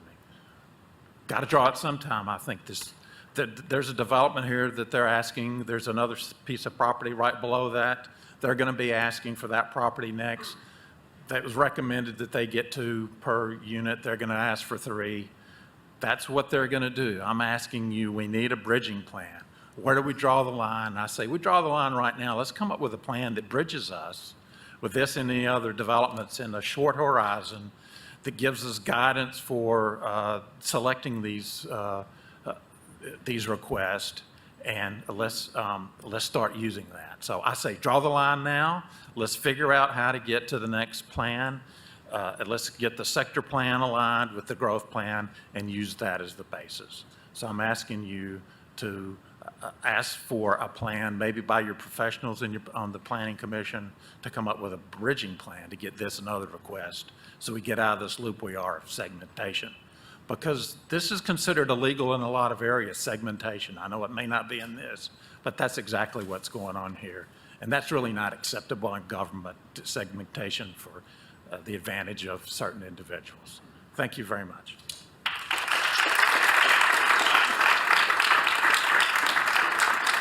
Thank you, Mr. Ritchie. Would the applicant like to respond before the next 2 speakers, or wait till the next 2 speakers have spoken? Mr. Valiant, would you like to make any remarks now in response, or would you like to wait until the other 2 speakers? I'd rather wait till everybody's completed their presentation. Thank you, sir. Next, I believe on the list is, we have Penny Wilkinson and Annabelle Hanks. I believe we have Ms. Wilkinson. Ma'am, if you'll state your name and your county of residence, and you may address commission. My name is Penny Wilkinson, and I live on Couch Mill in Hardin Valley in Knox County. I need my glasses. Okay. So it seems by the time the rezoning request gets to you, you are heavily relying on the planning staff's recommendation. But I am here tonight to ask you to look for yourselves to see if approving the rezoning request in Hardin Valley makes sense at this time. It seems that the Northwest Sector Growth Plan should be the most heavily weighted document when used when making these rezoning decisions. For one, the plan is not that old. It has and secondly, has comprehensive recommendations and goals that have been assembled not only by community members, but by builders, commissioners, and even planning staff. Yet the recommendations are being ignored. It occurred to me at the December planning meeting, when I was listening to the decisions being made about the Couch Mill agenda item, that all parties are reading the same plans, yet coming up with different interpretations. A Hardin Valley resident sees the Couch Mill property is not in the planned growth area, and the proposed subdivision stats do not meet guidelines in either the sector plan or even the mobility plan, yet the planning staff are recommending 2 dwelling units per acre as consistent with the plans, and then the buyer's council thinks that 3 dwelling units per acre is consistent with the plans. There's a definite disconnect going on here. The sector plan also recommends conservation subdivisions. I just want to point that out. The plan reads, recommended to allow for development to occur while maintaining the real character of the community. The Couch Mill concept plan does not comply. Surrounding homes largely consist of a minimum of 1 acre, as this is the rural area of Hardin Valley. Even the existing subdivision right next to the subject property on Caspian Drive has larger, approximately 1 acre lots per home. In this concept plan, over 100 of the proposed homes are condos, which are certainly not maintaining the real character of the community. You know what would allow for development while maintaining the rural character of the community? Building homes on 1-acre lots per the existing zoning of 1 dwelling unit per acre. So in addition, this proposed subdivision doesn't even come close to satisfying most of the performance metrics outlined in the Hardenville Mobility Plan, of which Safe Harbor was a stakeholder and a collaborator. I'm going to highlight a few of those. Increased road safety, actually it does the opposite. Couch Mill is already a dangerous road with a posted speed limit of 30 miles per hour that is rarely observed. Adding in hundreds of additional cars is only going to exacerbate that problem. There are 2 roads that flank this property, Couch Mill to the east as it goes north, as it turns north, and Dusty Way to the west. Neither have great sight distance as it is, regardless of what traffic analysis shows on paper. And according to the traffic impact letter, based on Knox County policy requiring 10 feet of sight distance per 1 mile per hour of speed, the required sight distance is 300 feet. That would be great if people actually drove 30 miles down this road, but in real life, that is not the case. Also, this project causes the intersection of Steele and Sam Lee to exceed the county standard for the number of maximum allowable daily trips. From the transportation impact letter, it states that based on the road width of 19 feet, the Knox County standard, the maximum allowable ADT would be 3,000 vehicles per day, and this one has almost 3,700, according to that report. Waiting 8, 10, or who knows how many years to bring the roads up to an acceptable standard with a roundabout or whatever it is that you want to do, to a standard of safety is irresponsible to wait that long. The other metrics on the performance metrics in that plan have to do with the preservation of rural areas. With almost 400 homes and over 100 of them being condos, that's not the case. Increased opportunities to walk and bike, it actually decreases those opportunities in the surrounding areas. Other metrics in the mobility plan are development options that require less driving, homes on large lots, access to jobs, shopping and schools, reduction of greenhouse gas emissions. Does this project comply with any of these to you? When are we going to put greater responsibility on the developers that desire to build in Hardin Valley to at least attempt to comply with the plan set forth for our community? You have an opportunity and a responsibility to do what is best for the communities in Knox County, not for the developer, the planning commissioners, the seller of the property, the buyer's council, or anyone else. You also have a huge opportunity to be an example of a thoughtful, conscientious leader for our young people, many of them are which are here today. How many Hardin Valley youth do we have here? Okay. And they're watching you to see how you handle the situation. These kids have a front row seat to the concerns this community has outlined today. Please do not let them down. Thank you.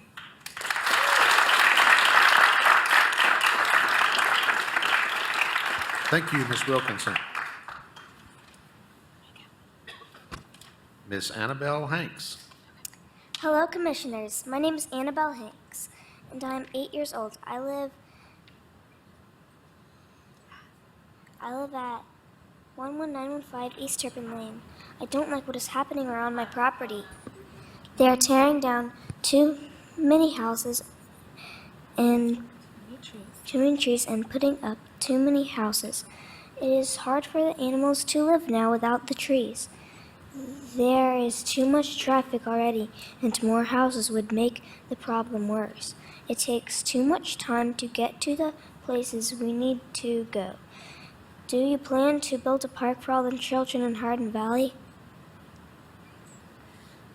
I would like a park for lots of children to come where they could run and play. There are already too much kids in school. I have a friend named Noah who has to learn in a portable because there's no room for him in the school. Please stop building too many houses and take time to think about these problems I have shared with you. Thank you for your time.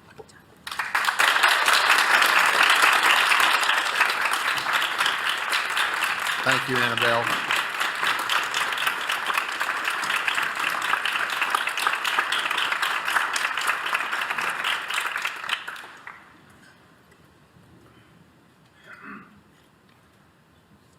Mr. Valiant, were there any of the concerns that you'd like to respond to?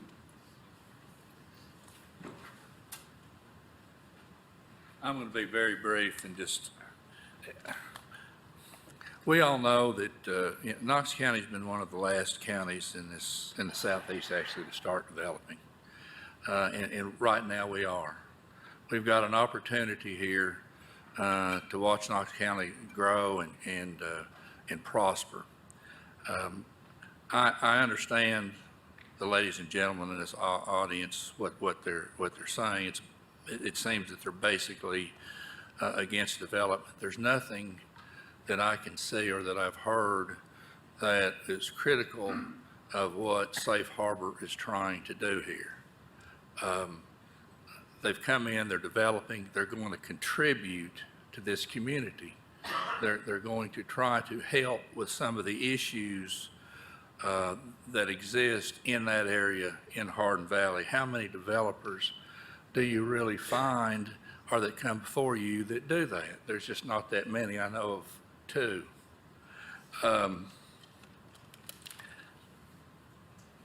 The plans that I think that the homeowners are hoping for is a plan that's going to start maybe restricting development more, but from what I'm understanding, plans are going to start calling for more density because they want to use less land. The denser you allow these homes to be built in, the less overall property that you're going to use. That's not to say that at some point, 50 years down the road from now, all of Knox County is going to be developed out. I don't know.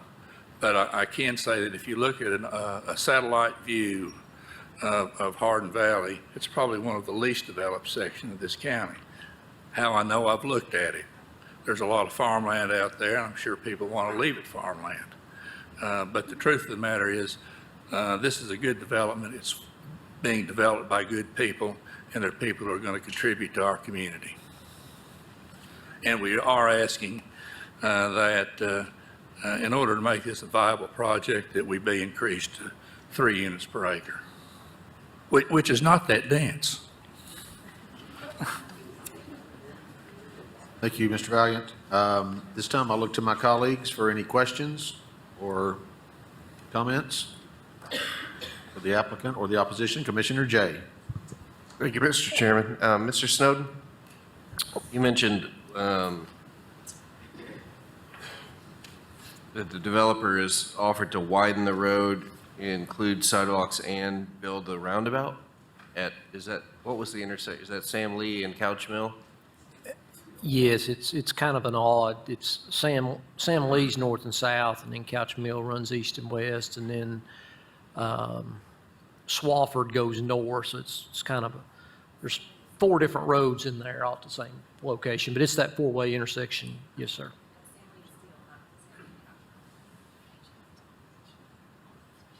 Just making sure I can, so Couch Mill Road turns into Sam Lee. Correct. And this property is right there. Is that the intersection you? Yes, sir, that's correct. I misspoke, my apologies. And what's the total price estimate of investment in those 3 public entities? I mean, the roundabout probably it's a smaller roundabout. You're probably looking somewhere in the neighborhood of $500,000 to $600,000. The sidewalks would probably be, put me on the spot doing math here. Hang on a second. Sidewalk would probably be another 100 to 150,000, and then the road would probably be somewhere in that. I mean, they're widening 3 feet on one side, so it would probably be another 100,000 or so. So I would anticipate somewhere around $750,000 at a minimum to make those 3 combination improvements. How does that work when you come into an agreement? I mean, do you actually create an agreement in advance about what the improvements are? And yeah, we would we use the but-for standard that we talk about. The sidewalks and the road width would be, we wouldn't necessarily be making those improvements were it not for their development. So they would carry the burden on all of that. The roundabout, obviously there's traffic in that intersection today. So there's background traffic. There's traffic that is something that we would need to deal with. And what we would do, much like we've done on similar projects, is take their traffic study and make it equitable based on the generated traffic. So the background traffic is X, their generated traffic is Y, and we would kind of percentage-wise the project out based on the background traffic versus the proposed traffic. And is there any current Knox County plan to do anything in that area right now?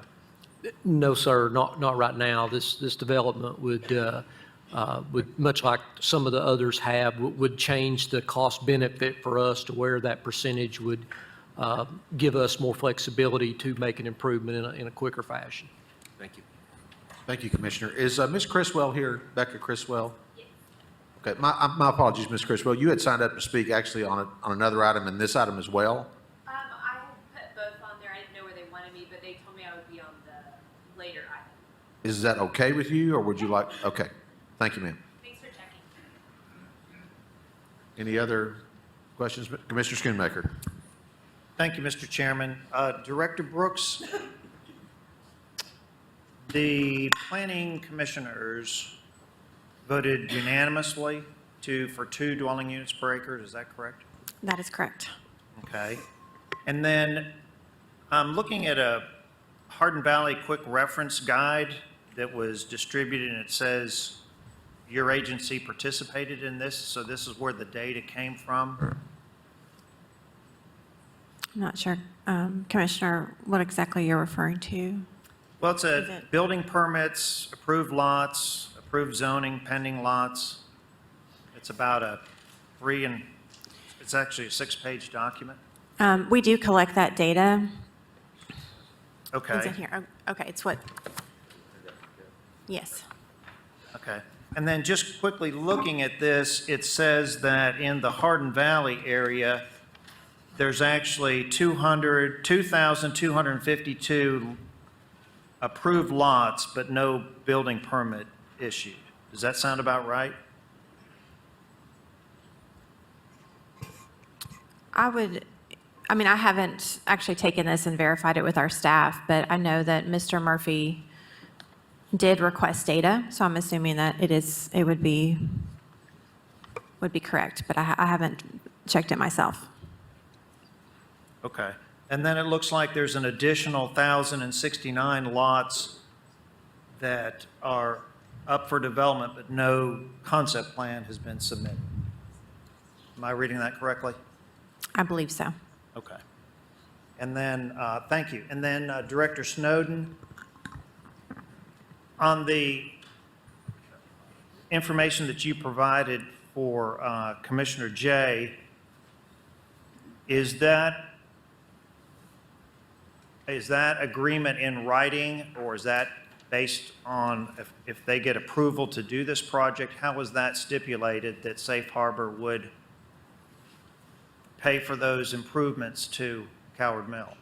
It all depends on the number of lots, because obviously the traffic study is what we use to establish that equitable cost share. So really, with not knowing the density and the total number of trips being generated, we really can't draft that agreement until such time that density is codified and we know the number of trips to codify the agreement. Okay, but you already have the traffic study. Yes, but it's predicated on 3 dwelling units an acre. Okay, okay. And then on the roundabout, do you think it'll be a 60-40, 70-30? Hard to... I don't know. They would pay probably over half of it, because obviously they're bringing a lot of traffic to the intersection. I don't know the exact specifics, but they would be paying a sizable portion. Okay. Thank you, Mr. Snowden. No more other questions at this time. Thank you, Commissioner. Commissioner Smith. Thank you, Mr. Chairman. Mr. Snowden, I assume that at 2 units an acre, the only thing they would be responsible for, the developer, would be the sidewalks? It may be. That matrix, I think the 3,000 trips is the next point where it trips over. So yeah, there's a possibility that a reduction in density would create less public transportation improvements, correct? Okay, so that means that 2 units an acre, there's no roundabout, there's probably no road widening, there's no intersection realignment. It's a possibility, yes, sir. Okay, in your engineering mind, at 3 units an acre versus 2 units an acre, that's 131 additional houses. What is the trade-off there as far as safety? That's about 1,300 trips. You know, single-family home generates about 10 trips a day. The width of the road is not too concerning with that, but I mean, it's 19 feet wide now, so that's better than a lot of the roads we have in the county. A lot of them are 18.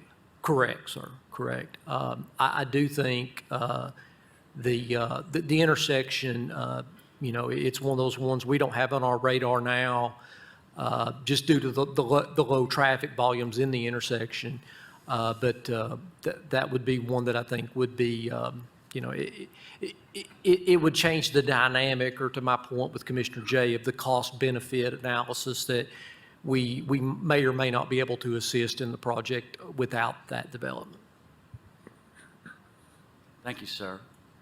Ms. Brooks, when the MPC Commission considered this at 2 or 3 units an acre, did they have the information on the improvements that would be made to the road, the sidewalks, and the roundabout? Those improvements were discussed during the meeting. Okay. Probably not quite as in-depth as Mr. Snowden has, you know, in terms of answering the questions that you all had this evening. Okay. And there was reference to plans and growth in some of the speeches tonight so far. Could you discuss, I mean, a lot of people think this commission has done nothing, that we haven't seen the problem, that our growth plan's 20 years old. But this commission, before most of y'all were on here, took on the growth plan and tried to update these plans, and we weren't able to. Could you give us, you know, it's almost made people think that commission hasn't addressed this, and that planning commission and planning staff hasn't addressed this. Could you talk a little bit about that process? About the update to the growth policy plan? Yes, we started about 4 years ago, and if we'd actually been able to move forward, we'd probably be operating under something a little bit more modern right now. I mean, that's correct. The mayor's office did try to move forward with some amendments to the growth policy plan in 2019. Additionally, I would point out that, as you all know, and it was mentioned this evening, that we are in the midst of and just recently kicked off an update, actually not even an update, a brand new land use and transportation plan that you all have supported, which is a huge undertaking. It is a huge opportunity for this community, and the intent is that it will result in a new map that will address many of the issues that are before you this evening and that have been before you over the last 5, 6, 7 years. The sector plan for this area was updated in 2016, and as the data shows, this area has been under tremendous development pressure. But there is an updated plan for this area. I don't know if that answers your question, Commissioner. Thank you. I'll ask Commissioner Daley this because I know he was in the joint education meeting, and as I think you were too. The new Northwest Middle School, I'm trying to remember, did they tell us it would be ready to be open in '23? Yes. Okay. Thank you. Thank you, Commissioner Smith. Commissioner Durrett.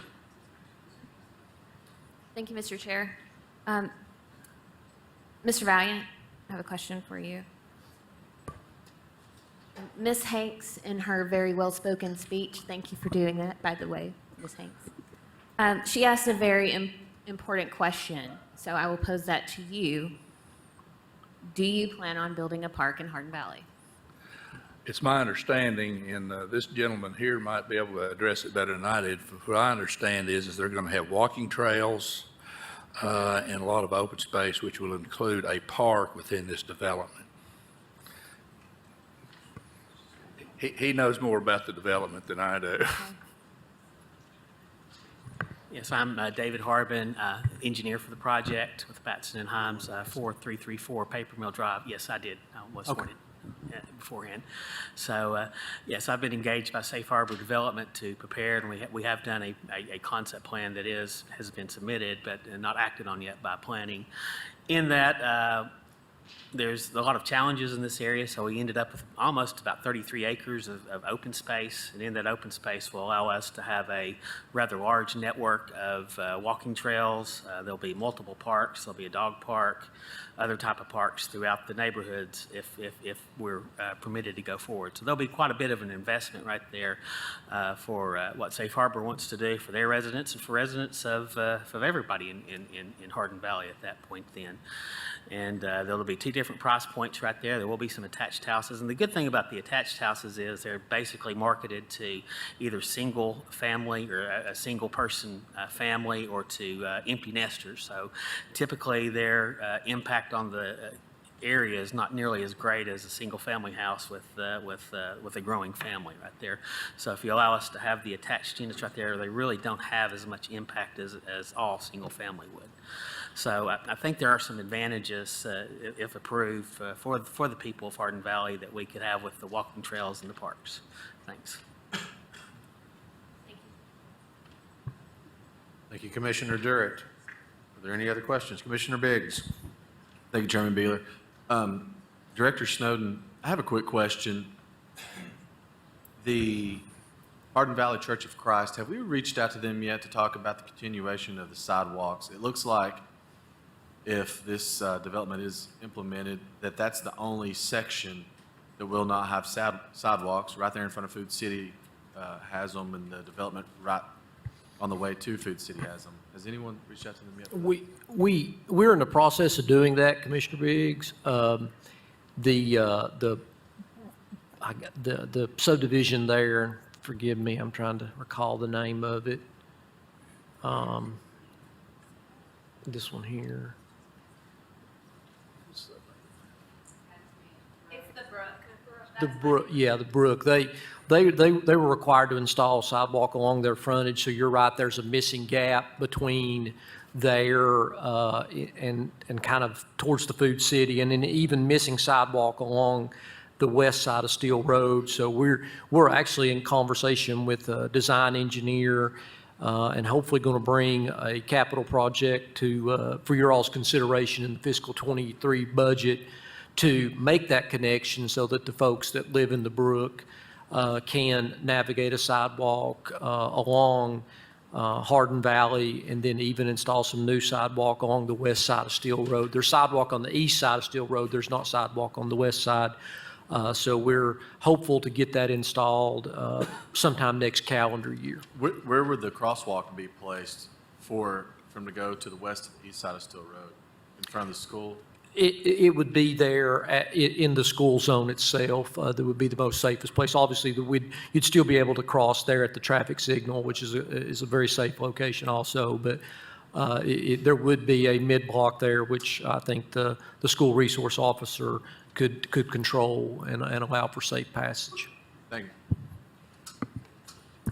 Thank you, Commissioner Biggs. Any other comments or questions? Commissioner Hill. Thank you. I want to start out by saying how much I appreciate the community involvement in this one, that I lost count at about 100 emails, and I told one of you out there that I took pride in answering my emails, and he said, "Oh, you answered mine." I didn't answer everybody's, and I apologize, because literally as I was answering them, they were coming in faster than I could get them answered. But please know that I did read every one of them, and I did hear you. I do have several questions and comments here. Ms. Brooks, did you say that the units needed over the next 5 years was roughly 8,700? Yes, Commissioner, that's one projection. That's from the UT. It's approximately 8,400. 8,400, okay.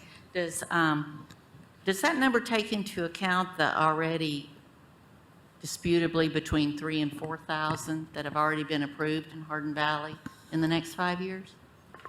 No, it does not. Okay, so that right there, I think, is a very valid consideration that we need to remember. If we're being told that we need roughly 8,400 homes and already somewhere between 3,000 or 4,000 of those are already approved in the queue in Hardin Valley already. Hardin Valley is taking roughly, by this number, a third of the burden of the whole county for housing needs coming up. That's before we even talk about this today. So I'd like to point that out.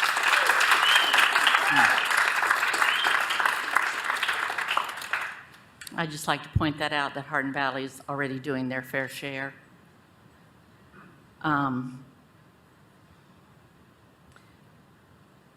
This is 131 acres.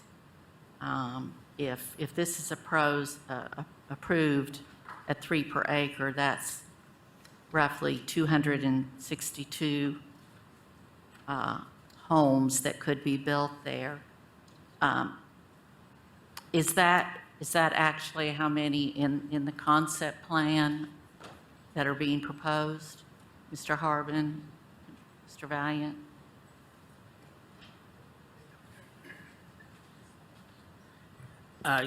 Actually, it's a little bit more. 3 times 131 is like 393, I believe. So it'll be in that neighborhood right there. Oh, you're right. My math was wrong. So how many? 393 in that neighborhood right there, I believe.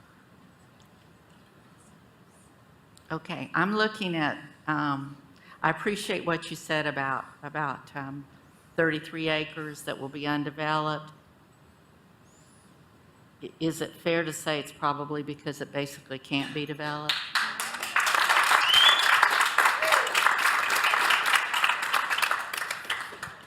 And that's why we asked for 3 units an acre. If this was a good area that didn't have these challenges, we'd be asking for 4 and 5 units an acre right there then. So we were able to cluster the areas in the more developable portions. And, that gives us the flexibility to really add some value to the community right there, to put in the parks and to put in the walking trails, to put in the playgrounds that will benefit for the y'all, residents. please don't do Gallery, that. please be in order. Please don't. Thank you. Please. That would be open for the residents, obviously for the residents that we're building, but, if somebody else would like to walk over there and to use those, they'd be open for them as well. I understand. So it'd It's be not part of going the to be greenway, exclusive to that neighborhood. I'm looking at which I know this is just recommendations, but the slope analysis that is included in the evaluation that the Planning Commission does. And I noticed that its recommendation for that piece of property is 116 units, which is roughly about 1 per acre. Can you address how that would work? I mean, if again, I know it's only a recommendation, and I know that we can do a lot of things with property these days, but that's almost 3 times more than. Could I address that, Sure. Commissioner? The slope analysis that we get from staff a lot of times, I think, is that it's not based on any sort of a scientific study. In this particular slope analysis, if you look at the topography of the land, 71.4% of this property is non-hillable, it's flat. 81.88% is less than 15%. So it's a great piece of property to build on. So it's got very small amount of steep terrain on it. if you're talking about the 2 units per acre, it could have easily been put in 3 units per acre, 3.5 or whatever they want.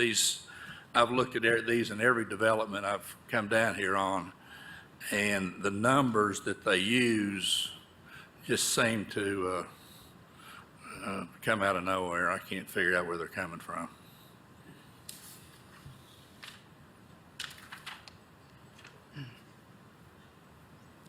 I want to say that the community may or may not know that that myself and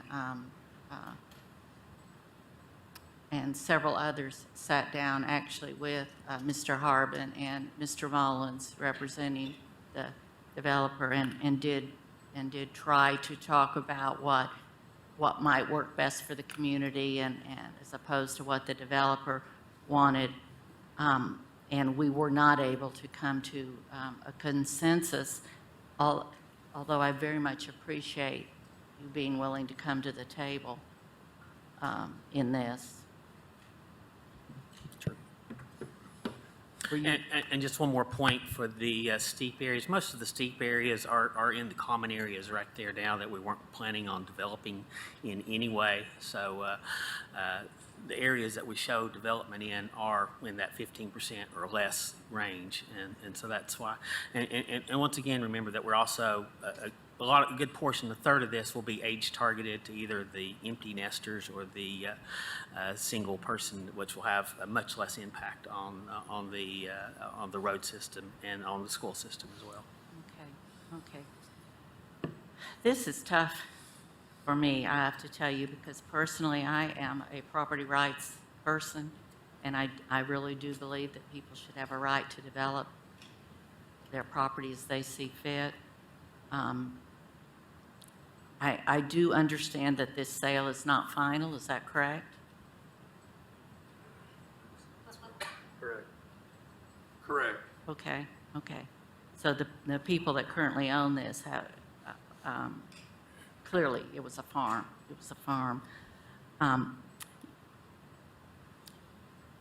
I think Mr. Ritchie put it best when he said, where do we draw a line? When do we draw a line? I will tell you, Hardin Valley is really on the brink right now, and it can go one of two ways. It can continue just being development after development after development without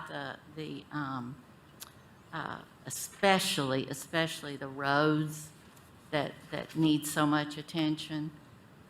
Or we can sit back and begin to be a little more thoughtful about it. I have full confidence when this development plan, this new comprehensive plan is completed, that is exactly the type of thing that it's going to show. And it's just unfortunate that it's probably going to be another 1.5 or 2 years before this plan, will be completed and we can actually point to something more specific. I do hate that, because it really is unfortunate. But in the meantime, I do believe we need to be very thoughtful about a plan that does bridge us. I think, Mr. Ritchie, that you put that very well. What really scares me about this area is that it is an area that so far is pretty much very rural. The one development that is within view of this property is in fact over 1 unit per acre, and it's been there for years and years and years. But it is not a fair statement to say that it's consistent with other development that surrounds it, because it is not. It is agriculture. Everything around this is agriculture. This is actually one of the areas of Hardin Valley that hasn't quite been invaded yet. And I have got to listen to the people of Hardin Valley, and they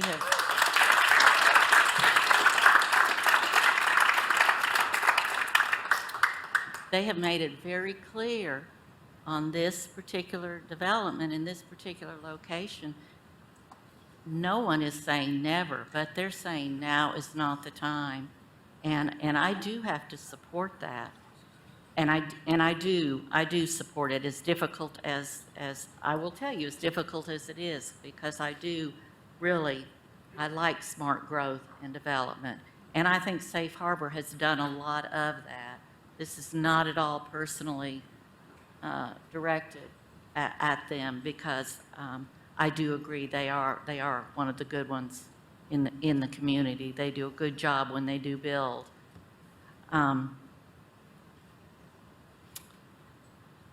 I just don't think that there's any justification to warrant an amendment to this sector plan. It's located in a rural area. It's surrounded by agriculture, and I would quite frankly like to see it stay the way it is, understanding that's probably not realistic. I'd like to make a motion to approve 1 per acre as it's currently zoned. Have a motion from Commissioner Hill to approve this rezoning at 1 unit per acre. Is there a second? I'll second. There's a second by Commissioner Lundy. Second is by Commissioner Lundy. Commissioner Jay, you're recognized, and then Commissioner Ward. Thank you, Mr. Chairman. Whoever is representing, whoever wants to speak on the engineer or Mr. Valiant, either one. I just want to make sure, if I'm, and Mr. Snowden, feel free to weigh in here. If the developer is saying, is asking for 3 units an acre and saying if they are approved at 3 units an acre, then they will invest approximately $750,000 into public infrastructure, including sidewalks, roundabouts, and widening the road. But if they're not approved at 3 units an acre, then whatever they're approved for, they will essentially follow the rules and do the bare minimum that is required by Knox County, but not invest in any other of the public infrastructure that's in this area. Is that an accurate? That might be a little harsh way to put it, but yeah, if we get the 3 units per acre, yes, we're going to work with the county. And I don't know exactly what the dollar amount is, but if it's $750, it's $750. I think that what Mr. Snowden was talking about, that if you start coming in lower than that, then there's some formula that they use for the amount of money that they would be asking us to participate with. Okay. And so if it's 2 units or 1 unit as the motion is on the floor, then it may be virtually nothing. And the development may not occur. I just want to make sure I'm clear with that. I mean, it's, look, I think this is the first of a bunch of discussions that we're going to have tonight. Obviously, the conversation continues, the emails continue, and we all hear you, we all read, and we all discuss it. This is at least the 3.5 years I've been on this commission. Land use continues to be the hardest thing in a growing county. Everybody wants to be the last one to build. Everyone wants to pull the drawbridge up. Everybody wants to wait until infrastructure catches up. And I feel like we're in Groundhog's Day continuously, but we're also in a county that has decided for close to 30 years to never raise taxes and have the revenue necessary to be able to do public infrastructure, to never get ahead of it proactively, and to use development and growth as our way of building a county. So we have decided as a community to rely on private development in order to push infrastructure. To build it and hope they will come is not part of anybody's conversation. It's when they build it, we'll catch up. And so that is a community-wide decision that started long before anybody that's sitting up here. We're going to have this discussion in every part of the county. I mean, 30 years ago, Cedar Bluff looked exactly like Hardin Valley. It did. And so it was developed, and as it was developed, then infrastructure was put in, and it was backfilled with more infrastructure. And so It's chicken and egg all the time. I don't think there's a right or wrong answer in this, but at the same time, I think that, you know, the very first gentleman who spoke, and I've read your email and I've seen you spoke, you live in a neighborhood that was 4 units an acre.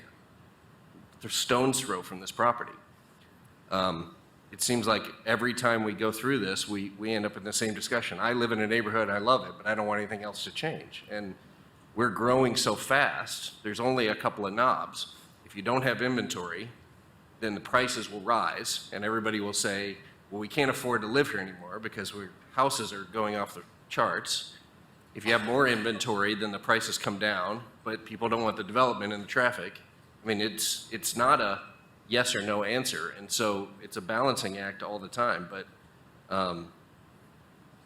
you know, we're going to do this over and over and over again. At some point, we have to decide as a community: do we want to rely on development to build out our community? Do we want to rely on private development to fund what is necessary? Or do we want to fund it ourselves? Or do we want to just go round and round and round and continue this? So I don't know if there's an answer in there. I wanted to clarify, essentially, if this is approved as it came out of the county planning or as proposed on the floor right now, then you're going to still end up with a development, but you're not going to end up with any infrastructure to support that development, potentially. And if it's not this developer, it'll be the next developer and the next developer. I mean, every one of these areas, yes, this is a rural area, but it's also within half a mile or a mile of a brand new set of schools. I mean, we're having the same conversation in Gibbs, in Commissioner Beeler's district, is when you ask for new schools and you get new schools and new infrastructure in your education, people move to those areas. That's what happens. It's an attractor. So I would guess that looking forward 2 years from now, the growth plan will say this is an higher growth area, this whole section, because you're right next to the school and that's where people congregate, but we're not there yet. So I did want to just clarify, you know, what comes with it or what doesn't. But I do warn the community that the idea that it's time to stop completely, which everybody says we're not against development, but don't develop. It is going to have other adverse effects. And this community is also fully prepared, not prepared to ask this mayor and this commission to raise taxes to build $100 million worth of infrastructure. It's clear. It has not happened for 30 years. I mean, I did one small calculation with our engineering department recently, just to look at widening Hickory Creek Road at the intersection of Hardin Valley all the way to Rock Road. If that's going to be another corridor, how do we do 4 lanes of highway or 4 lanes with the turn lane and sidewalks and just go ahead and get ahead of it right now? It's $31 million, and it would take 5 years if you had the money today. Our entire capital budget for the entire county was $18 million last year. There's not a chance that a third of that is going to go to one project in one area. And it's not a chance that this commission is going to approve a tax increase to raise another $31 million. That's just for one road. So what do you do? Do you wait for development? Do you get ahead of it? Do you raise taxes? I don't know the answer, but this problem is not going to go away. It's not going to go away anytime soon, and we have to decide where we go for it. But right now, this community has decided private development has to drive growth and infrastructure. So I'll leave it at that. Thank you, Commissioner Jay. Commissioner Ward. I think this is the first development that I can remember since I've been on the commission that they're offering to widen an entire road a quarter mile, give or take, and a roundabout, and add sidewalks, and add parks. I mean, as a commissioner, this is what we always ask for when developers come here, is to do these things for us, and this developer is actually offering to do that for our community, that we have no plans to help this community out in that way currently. So I'm gonna make a substitute motion for 3 units an acre, given that we have an agreement that they will help out with infrastructure improvements as they stated here. Have a substitute motion from Commissioner Ward to approve this rezoning at 3 units per acre. Second. Have a second by Commissioner Smith. Commissioner Lundy, your light was on, or you? No, that's, Okay. Is there any discussion?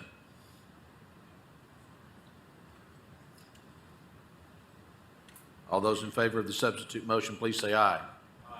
Any opposed? Roll call vote. Madam Clerk, please. Commissioner Lundy, no. Commissioner Lundy votes no. Commissioner Durrett, No. Commissioner Durrett votes no. Commissioner Smith, Aye. Commissioner Smith votes aye. Commissioner Ward, Aye.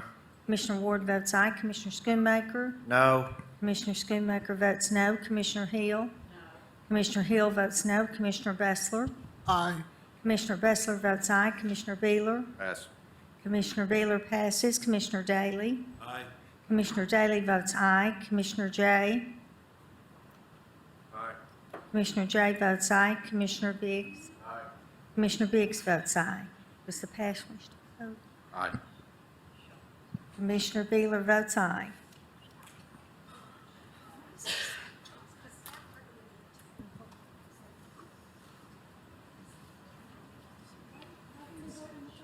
Vote is 7 aye, 4 no. That rezoning passes. Madam Clerk, before the next item, I'm going to call for Mr. Prim, Mr. Sharma.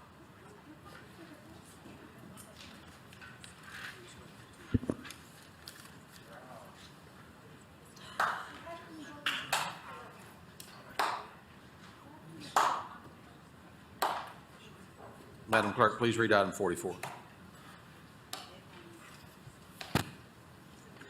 This is 12-J-21-RZ, request of Mary Goodson for rezoning from A agricultural to RA low-density residential. Property located at 2412 Smithland Lane, parcel ID 91GA019. Is the applicant present for Mr. Gooden, for Ms. Gooden? I'm here for Mary Gooden. Yes, sir. If you'd state your name and address, please. Yes, William Best, 2440 Smithland Lane. Thank you, Mr. Best. Is there any opposition to item 44? Seeing none, Chair will look to Ms. Brooks.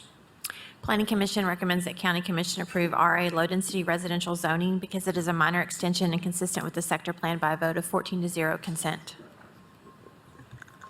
Thank you, Ms. Brooks. Mr. Best, did you want to speak to Ms. Gooden's request at all? Chair will look for a motion. Motion to approve. A motion to approve by Commissioner Hill with a second by Commissioner Bustler. Is that per the Planning Commission's request, Planning Commission recommendation? Yes, as requested by Planning Commission. Thank Thank you. you, This is Commissioner just a Hill. little over an acre, by the way. Thank you, Commissioner Hill. Commissioner Biggs, your light is on, sir. Thank you, Chairman Bailey. Director Snowden, Yes, sir. is this, I may be wrong, is this going to come out on the new Shod Road extension? No. Yeah, it's nearby, but it doesn't intersect. It intersects with Ball Road, Yes, Ball Road. but it is very, very close in proximity, yes, sir. Okay, thank you. Seeing no other lights, we have a proper motion and a second. All those in favor, please say aye. Any opposed? That motion carries. Thank you, Mr. Bass. Thank you. Yes. Yes, Commissioners, without objection, I would like to take a 5-minute recess. We're in recess.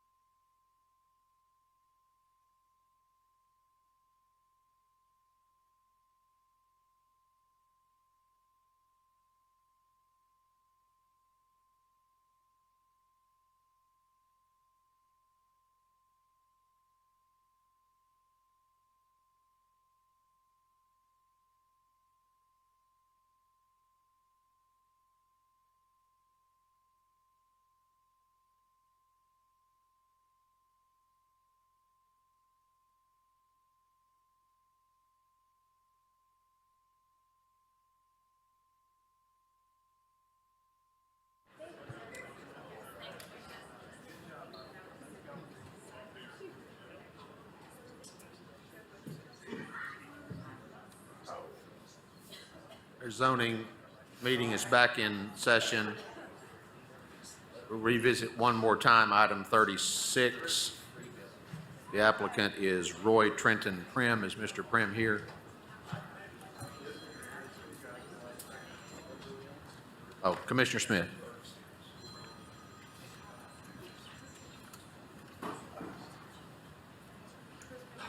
Seeing how this is not a zoning per se issue, it's a name change,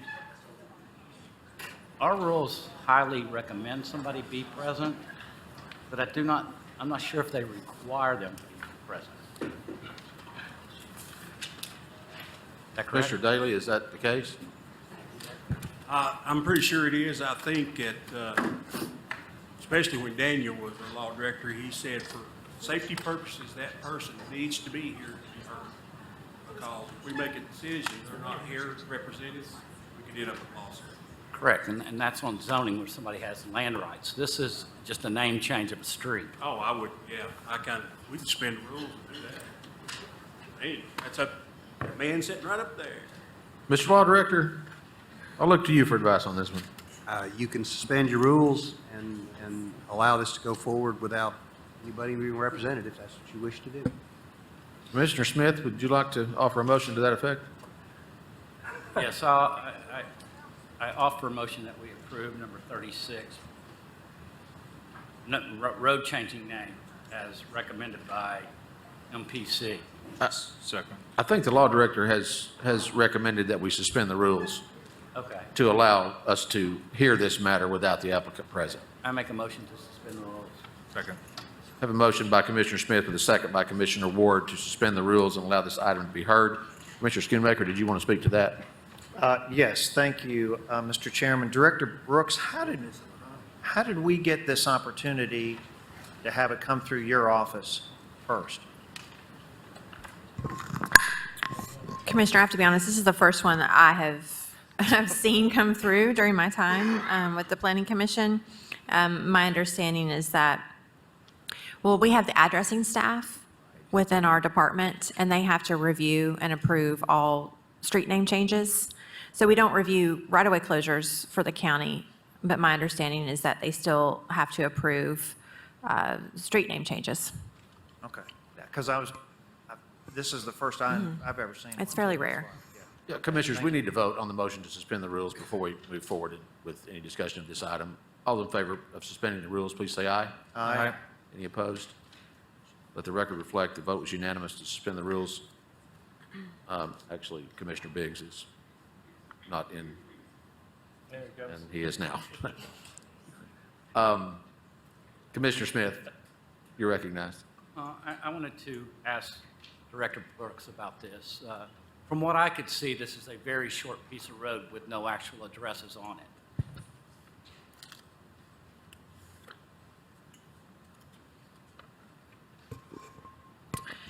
Yes, my understanding on this one is, and it states this in the commission recommendation, is that there is confusion related to the intersection of the street with two other roads. Yeah, it's a very short section, and I guess whenever there's emergency calls, it's the intersection of, Yeah. it has been causing problems, but there are no actual mailbox addresses on that section of that road, is there? That is correct. Okay. I make the motion to approve. Second. Motion is by Commissioner Smith with a second by Commissioner Ward. Madam Clerk, would you read item 36 into the record again, please? This is 12-A-21-SNC request of Roy Trenton Prim for change street name from Vincent Road to Summerbird Drive between Laurel Hill Road and Sanders Road. Thank you, Madam Clerk. Commissioner Schoonmaker, your light was on. Okay. Yes, thank you. Any discussion of this? We have a proper motion and a second to approve per the recommendation of the Planning Commission. Is that correct, Commissioner Smith? All in favor, please say aye. Any opposed? That item passes.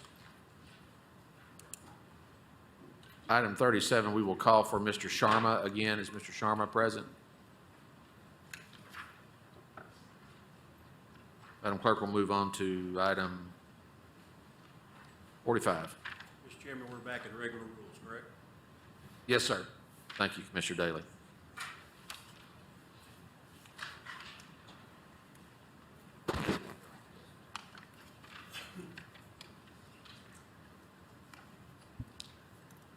This is 12-B-21-SP is request of Ball Homes LLC for Northwest County Sector Plan Amendment from A Agricultural and HP Hillside Protection to RR Rural Residential and HP Hillside Protection. Property is located 2205 West Gallagher Ferry Road, parcel ID 129035. Thank you, Madam Clerk. Is the applicant present? Mr. Valiant, if you state your name and address one more time for us, please. John Valiant, 800 South Gay Street, represent Ball Homes. Thank you, sir. Is there opposition to this item?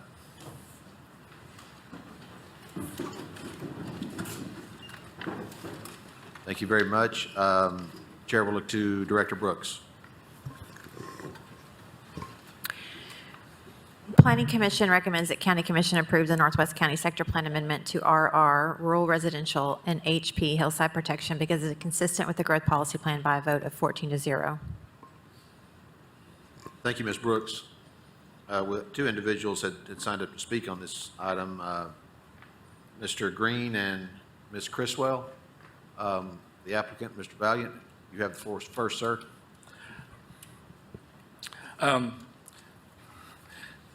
This particular development is at the intersection where Gallagher Ferry Road goes into Hickory Valley Road. And it's another thing where Ball Homes, as you well know, is a member of this community that tries to go above and beyond what they're actually required to do. In this case, with this zoning, they are in agreement with the Department of Engineering in Knox County to straighten out, to some degree, Gallagher Ferry Road. Now, the original request in this case was for 4 units per acre. MPC unanimously voted to give them 3 units per acre. And in order for this project to be viable, they have to have actually 3.5 units per acre. This land is largely flat. Once again, I'm going to the staff's slope analysis. 68.4% of this is non-hillable. 95.2% of this has a 15% slope or less. So it is a developable piece of property where the homes will lie flat for the most part. There is going to be large portions of this property that won't be developed, plus the part that they are giving to Knox County to straighten out Gallagher Ferry Road, which is one of the reasons why we also need a little more density. As I said before, and for this record, we're going to have to make a decision whether we want to lose less land with more density or more land with less density. And what I would hope to see is using less land, putting a little more density on it, so that we won't eat up the entirety of Knox County, which, you know, is coming within the next few years. If anybody has any questions about this development, I have Mr. Ryan Hickey here that can answer any questions that you may have about this development or what they're going to do to help Knox County out. Thank you, Mr. Valiant. I will remind my fellow commissioners we are hearing the item that has to do with the sector plan amendment first. We will not be voting on density until the next item. I do want to give the opposition a chance to speak. Mr. Green and Ms. Criswell, whichever would like to go first is fine. I believe I have Mr. Green before me. Sir, if you'll state your name and county of residence, you may address the I'm Daniel commission. Green. Oh, sorry. I'm Daniel Green. I live at 2541 Timber Highlands Lane, 37932. I was going to read something that I wrote last night regarding this, but after listening to everybody, I feel more inclined to talk from the heart. I work in financial markets. I work in mortgages. This is not slowing down. Even with the next effort to combat inflation, see higher rates, the demand for houses are not going to slow down. And even I live in a Ball Homes, and I actually think very well of the company of Ball Homes. But this area where Ball Homes is wanting to place development, it's a challenging area. Even with the proposed improvements to the roads, it's dangerous. My mother lives a mile, I believe, east out. I don't even let her leave in the morning. The challenges we face in this area is the school congestion. It's taking people 20 to 30 minutes to get over to Pellissippi, over by the Robinson Crossroads. It's dangerous. It's a strong liability, even for the taxpayers. There have been several court cases over in recent history which show lawsuits by the citizens towards the county governments for lack of future planning. And I commend Ball Homes. I commend these other companies for wanting to make an investment into the community in developing the road. But I believe more needs to be done. And Commissioner Jay, I hear you, I understand you, I agree. But I'm just hoping that my comment today, what we're trying to do, places in your minds that we need to be more proactive in some form or fashion. It's a give or take, but we need to find that new medium. Commissioners, thank you.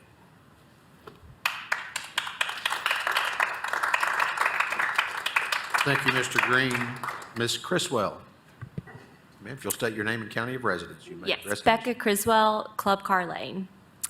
I just wanted to first start out by thanking those of you who voted in the favor of the citizens on the last vote. That will not be forgotten.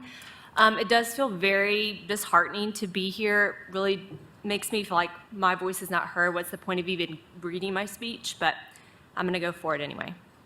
My name is Becca Criswell. My husband has lived in Hardin Valley for over 20 years, and we're now raising our 3 young children here. I'm asking that you would please pause on the building of more homes in our community. We have many other issues that need attention. For example, currently we are in my neighborhood is in the parent responsibility zone for getting children to school, and our neighborhood does not have sidewalk access to the schools for my kids. And this was actually brought up earlier, and they said this would hopefully happen in 2023. This neighborhood has been here since 2019, so the only way for my kids to walk to school is alongside Hardin Valley Road, which we all know is completely unsafe. And so you may be wondering why I might not just drive them. Well, it takes me 30 minutes to make it through the car line, even though the school is less than a half mile from my house. This is because our school is overcrowded. I'm not allowed to come eat lunch with my kids due to the school being over capacity. I think a lot of us can remember how special that was as a kid to have your parents come do that. My kindergartner sits in a classroom all day, every day that doesn't have any windows because it was a teacher's workroom that was converted into a classroom. The COO of Knox County Schools said in a recent board meeting that if he had access to extra portables, he would send them to Hardin Valley Elementary. There are over 90 schools in Knox County, yet he would send multiple portables to the elementary school. I think we all know that there will be children zoned for a Hardin Valley school in the majority of the homes being built. I understand that the school board has the power to rezone schools, but they are not responsible for approving land rezoning and sector plan amendments. You are. Everybody plays a role in this problem, and you have power to make decisions that can help alleviate the significant problem now. There are parks in essentially every community in Knox County, but where is the space for a park in Hardin Valley if we continue to approve building neighborhood after neighborhood? If my 3 children want to play on a playground, we have to travel 15 to 20 minutes to get to a park. In a community where there are over 2,000 elementary and middle school children, which does not take into account children under 5, private or homeschooled children, locating and building a park for them should be a high priority. Please consider this in your decision. Your decisions do have consequences, and the children in this community do matter.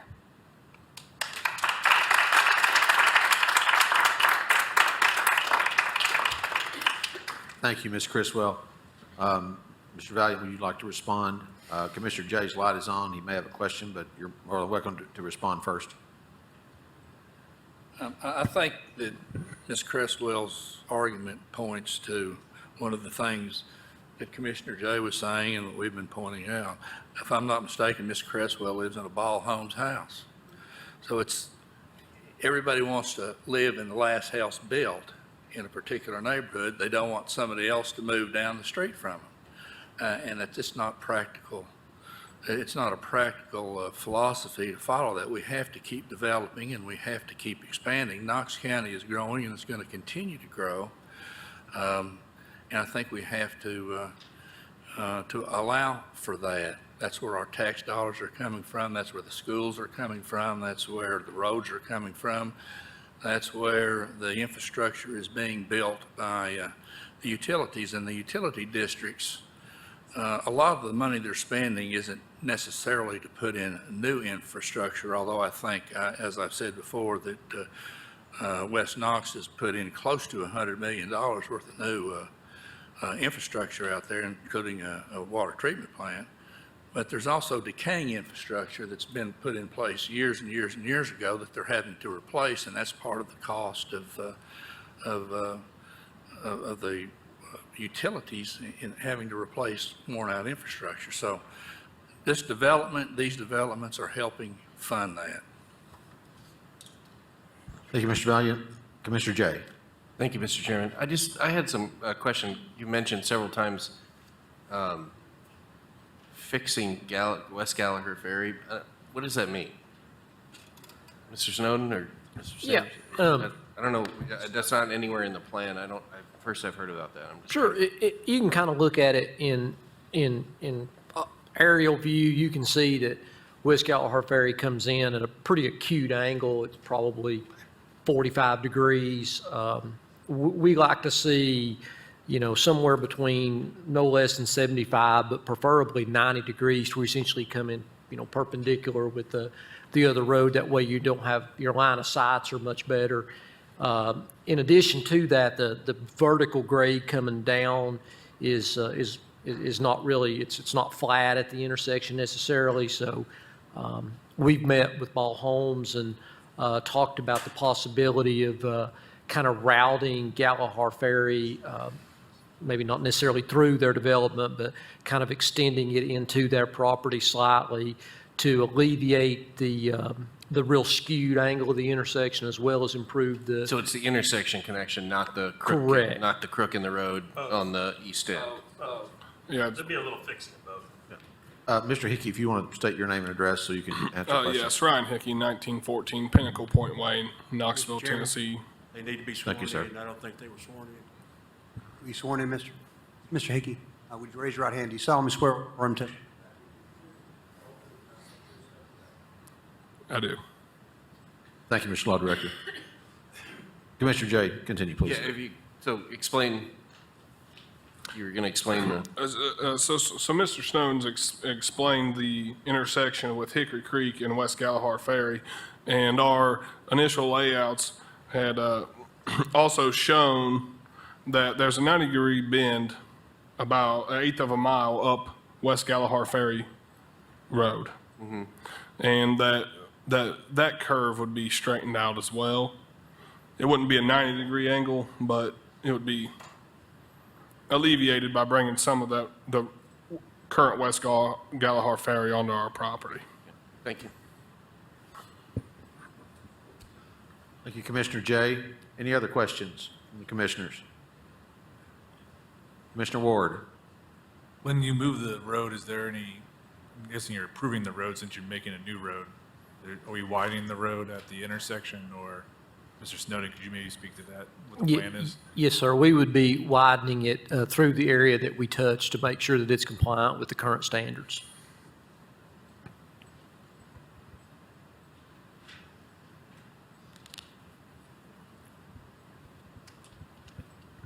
Mr. Smith. Thank you, Mr. Chair. I guess this is a twofold question, one for Planning Commission and one for the Law Department. This is in the rural growth area? Yes, it's in the rural area. Are we allowed to go over 3 units an acre in the rural growth area? I will defer to your law director. It's a difficult question. If the growth plan is still in effect, my understanding. What's that? Oh, okay. All the tech has changed since the last time I was here.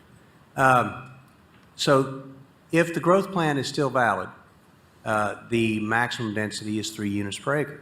It is the position of the law director's office that the growth plan is no longer valid because the agreement with the city of Knoxville expired by its own terms in 2007 because the plan was designed to be a 20-year plan, which is now, as one of our speakers earlier pointed out, 22 years old. So our belief, our feeling, is that it is no longer in effect. So if it is not in effect, I believe, and I stand to be corrected, but I believe that is the only restriction that would limit you to 3 units per acre would be the growth plan. Thank you, sir.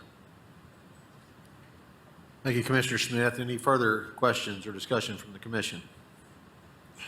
Commissioner Hill, you're recognized.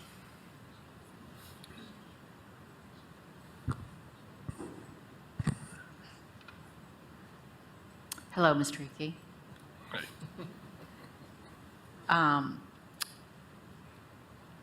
What you're proposing on this road is much needed and will be appreciated. I'd also like to ask Mr. Snowden to address that whole area there has been impacted through the years by a great deal of development.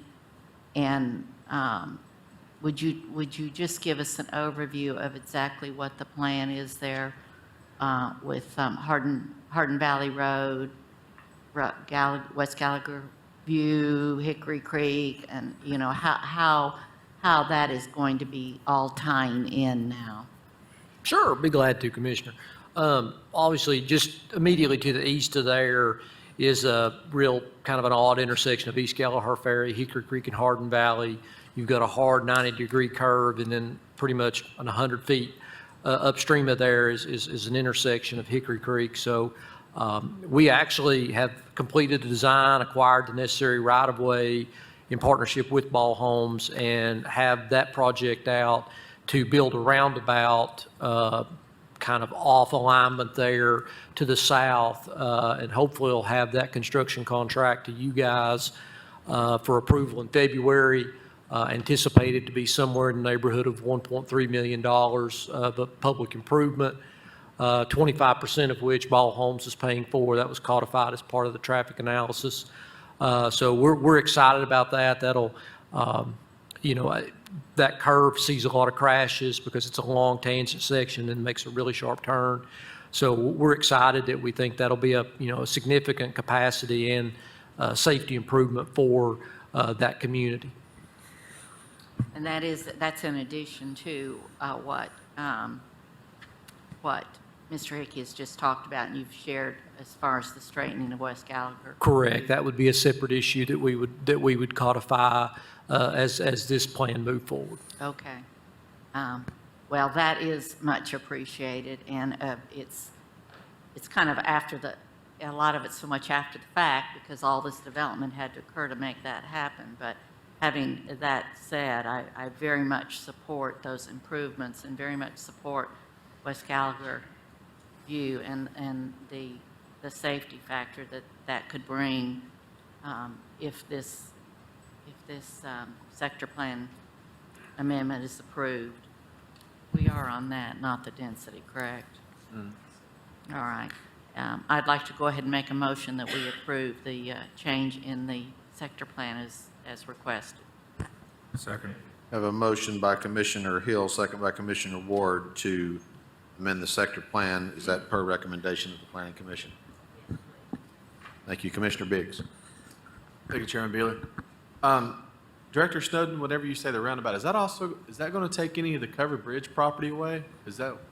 It won't, Commissioner. We're moving it into kind of the new Ball Homes development. Oh, That helps us build it. You know, we can essentially build the roundabout off alignment and then turn traffic into it. So it'll be a big benefit from the maintenance of traffic. It'll be less inconvenient to the folks that drive the roads. Okay, thank you. Thank you, Commissioner Biggs. Commissioner Hill, your light is still on. Okay, thank you. We have a motion by Commissioner Hill with a second by Commissioner Ward to amend the sector plan per the recommendation of the Planning Commission. Any further discussion? All in favor, please say aye. Aye. Opposed? That motion carries. Madam Clerk, next item, please. Item number 46, request of Ball Homes LLC for rezoning from A agricultural to PR plan residential up to 4 dwelling units per acre. Property located at 2205 West Gallagher Ferry Road, parcel ID 12905 in the 6th Commission District. Thank you, Madam Clerk. I'll ask the applicant, if you would, please, to state your name and address one more time. John Valley at 800 South Gay Street. I represent Ball Homes. Thank you, And sir. I would stand on what I had said before and only add to it that once again you see where we have, I do need to ask for, if there's opposition. Sorry, Mr. Valley, didn't mean to interrupt.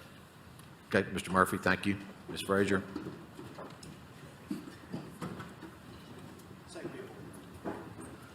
Thank you. Chair will recognize Ms. Brooks, then I'll return to Mr. Valley. Planning Commission recommends that County Commission approve PR plan residential zoning up to 3 dwelling units per acre because it is consistent with the growth policy plan by a vote of 14-0. Thank you, Ms. Brooks. Mr. Valiant. once again, we have a developer who participates in the community. Ball Homes has always done, and all of their developments in this community has done what they said they're going to do. They've always added a little bit more than what they were supposed to do. As in this case, they're helping straighten out a road that needs straightening out in the worst possible way. As I said before, we asked for 4, got 3. In order for this development to work with the reductions in the acreage, we have to have 3.5 units per acre, and that's what we're asking this commission to give us. Thank you, Mr. Valiant. Mr. Murphy, you recognize, sir. Thank you, Commissioner Beeler. Kevin Murphy, 4508 Murphy Road. There was a question raised about the growth plan validity. I would like to, and what else might apply. I do want to bring your attention to a couple of items in the zoning ordinance, general plan, and sector plan that are pertinent. Knox County Zoning Ordinance 6.30.01.d says it deals with amendments to the zoning, and it says proposed amendment shall be consistent with and not in conflict with the general plan of Knox County and Knoxville, Knox County, including any of its elements, major road plan, etc. The general plan of Knox County, page 68 and 69, has a development policy that guides density for residential development. And it says, it has one that says low density 1 to 3 dwelling units in rural areas with infrastructure, 1 unit in rural areas where you may have infrastructure inadequate. So there is a policy in the general plan that says you're limited to 3 dwelling units per acre. Finally, more specifically for this area, is the Northwest County Sector Plan, which is an element of the Knox County General Plan. On page 67, there's a land use classification table. That table sets out what your recommended zonings are per land use category. You've just voted for rural residential. And in that, it has a recommended zoning program in the county's rural areas. It talks about open space, blah, blah. But it says, in the county rural area, planned residential at densities of 1 dwelling unit per acre if dwellings are clustered in one portion of a subdivision.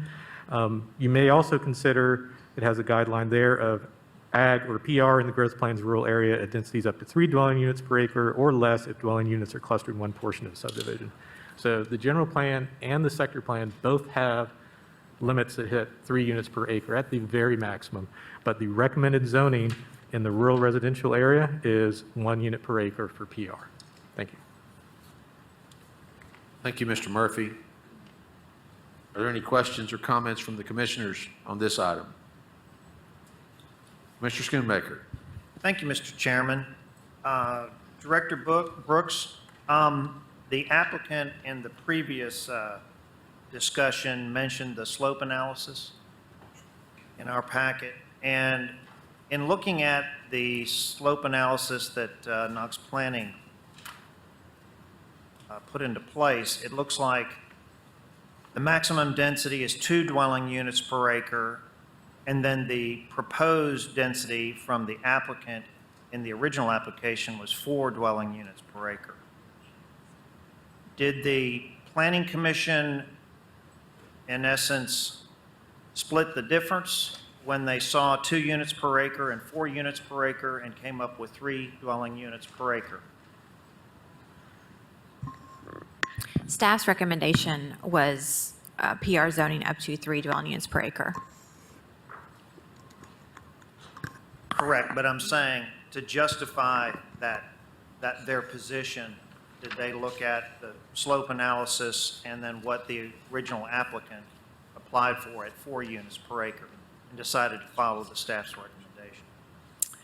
I don't recall a significant discussion on the slope analysis for this particular case.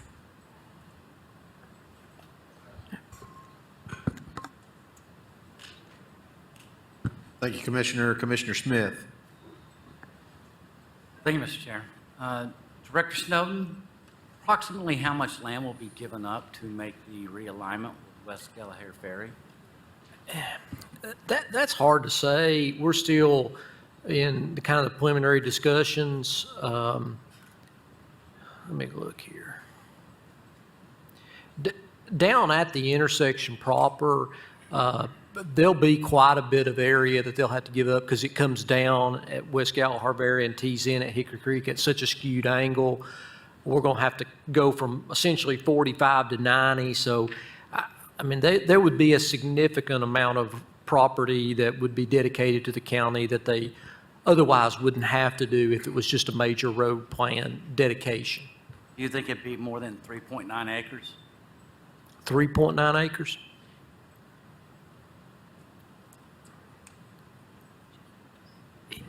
It's hard to say. I'd hazard to even guess, Commissioner Smith. I'm sorry. It's just without having a set of plans, it's so hard to gauge those right-of-ways, and I would hate to, I'd hate to give an opinion and it be incorrect. And we're looking at a 23.8 acre site. And if I run the numbers at 3.5, it's, and then I run them at 3 minus, I guess what I'm trying to say is, it's going to be really close to the same build out. Right, yeah. You either get a road improvement or you don't. Right. It's going to be close to the same number of units. And if it's over 4 units an acre, they're actually going to lose houses by doing it this way.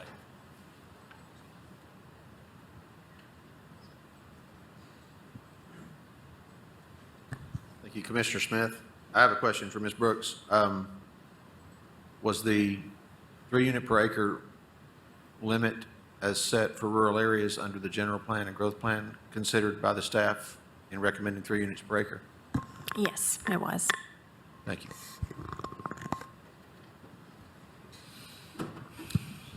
Any other questions from the commissioners? Commissioner Hill. Thank you. I do notice that the developments immediately across the street and next to it are zoned at 3 or less. And I would feel very comfortable giving a recommendation at 3 per acre. So that is my motion. I have a motion by Commissioner Hill to approve the rezoning at 3 units per acre per the Planning Commission's recommendation. Is that correct, Commissioner Hill? Thank you. There's a second by Commissioner Daly. Any discussion? Commissioner Ward. If we do 3 an acre, we don't get any road improvements. If we do 3.5, we build the same amount. We build the same amount of houses, basically, because we're giving up the curve and we're giving up the intersection. I don't see why we don't do 3.5 so we get road improvements. We have the same amount of building of houses that we're going to get out of this. That's Commissioner Hill? Mr. Snowden, is that the way you would interpret that? Could you state the question? I'm sorry. What I'm saying is sure I they're understand. giving, so if they do 3.5, they've agreed to do the road improvements. So at 3, they're not doing the road improvements. So at 3.5, they're going to take land away from the development to acreage away to straighten out the bend, and then to also straighten out and go 90 at the intersection. So they're losing acreage that they cannot build on. So we're either approving it at 3, getting no road improvements, or we approve it at 3.5, get the same amount of houses, but also get the road improvements. It makes sense to do 3.5 so we get the road improvements. Why wouldn't we not do that if we're building the same amount of houses at 3 with no road improvements versus 3.5 with road improvements?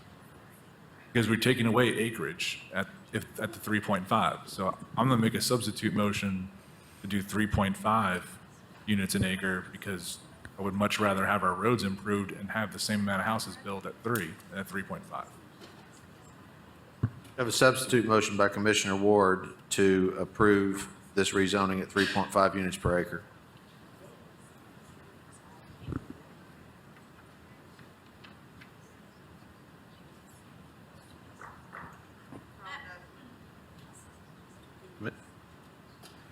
If there is no second, we will return to the original motion. Second, I want to talk about something. Commissioner Bustler, you seconded the motion. There are other lights on before yours. Commissioner Jay? No, he can take his second. I have a clarifying question.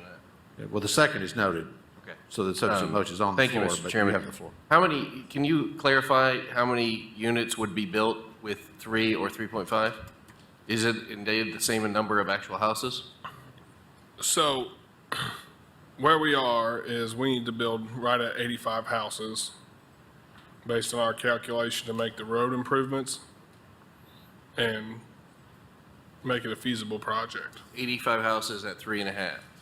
Well, 85 houses divided by the total acreage. Okay, if it's 3.5 units an acre, you will build 85 homes. Yes or no? I'm sorry, I didn't look at It's it okay. that way. I'm trying to answer Commissioner Ward's question. Is it the same number of homes at either density? No. Give me the difference in the homes. It's about nine units. So it's 85 at the 3.5? Yeah. And then it's 77? 76 at the 3. Okay. Thank you. I just wanted to clarify. Yeah. So it's not the same amount. No, but they not exactly, but they need the money off of those extra 9 homes to pay for the road. Correct. Because if they don't get the extra 9 homes, then they don't pay for the road improvements. So because the money has to come from somewhere. And, you know, It's 9 units, right? it's about 9 units, and we have 23 acres of land invested in, 23 and a half acres. We give up a set amount to do a road improvement. We contribute to a road improvement, and at the end of the day, it takes more density to get more money back. So, Commissioner Daly? Mr. Hickey, I'm hearing you right, you're not going to do the project unless you get to or do the roads unless you get to 3.5. Is that what you're saying? essentially, yes, sir. Mr. Snowden, can we require road improvements as part of the development? They have frontage along Hickory Creek, so they could install an entrance along Hickory Creek and avoid the intersection. And then the county wouldn't necessarily, we couldn't necessarily bring them into the conversation to improve the existing intersection because they have frontage along the existing road. In your opinion, would that be better or as far as traffic flow? Or No, I would rather them come in at the intersection. That way a couple of things. One, we can get the intersection improved at a reduced cost to the public with their partnership, as well as we limit conflict points along Hickory Creek Road. So there's a benefit to the public, in my eyes, in my professional opinion, to allow and work with the developer to put the intersection in at the current location. My calculator's not working because my phone tore up, so somebody tell me what 23 point, what was it, 3?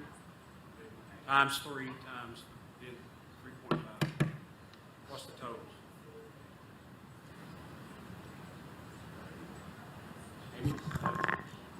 At 3, it's 71.4. At 3.5, it's 83.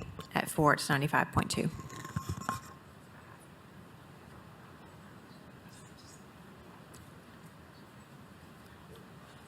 Yeah. I'm kind of disappointed that you're kind of holding that over us after all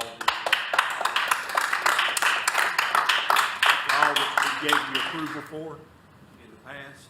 You know, it's kind of disappointing that you would hold that over us as far as that goes. So, kind of disappointing. Well, Mr. Daly, I'm not trying to hold anything over anyone's head at all. I take Well, we'll just disagree on that. Commissioner Bustler. Thank you, Mr. Chair. Mr. Snowden, if we have to come back later on and improve that road, what would it cost the county to do the improvement? It would be obviously much harder for us because if they were to choose to do an alternate alignment and have a road in off of Hickory Creek, all we would get would be the standard right-of-way dedication of 25 feet. So for us to align the roadway in a better fashion, we'd probably have to buy right-of-way from a homeowner and potentially pay damages to that landowner because, you know, the right-of-way wouldn't be set back very far. So it could be an expensive proposition for the county to fix that. Okay, and go a little bit farther, the safety factor about doing what you want to do now, what he wants to do now, which is a heightened bit of safety for the people out there in that area as far as. It's much better, in my professional opinion, to limit access points along a busy roadway.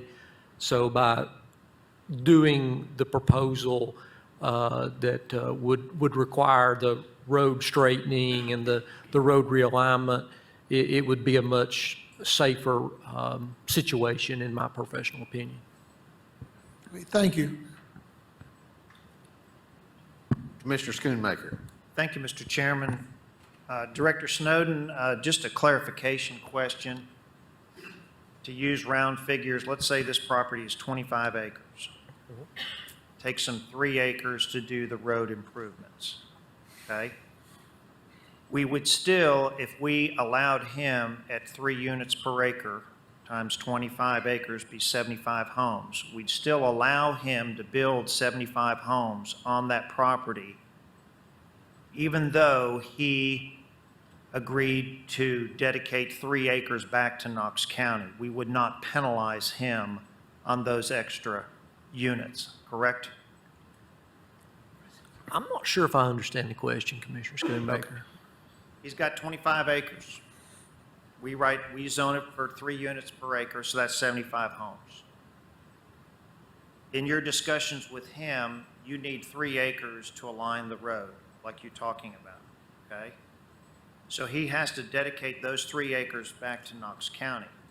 He does not lose the 75 units that he's able to build on that property, correct? Even though he's given up 3 acres, which could potentially be 9 homes. If this body chooses to give him the additional density, correct, I agree with that.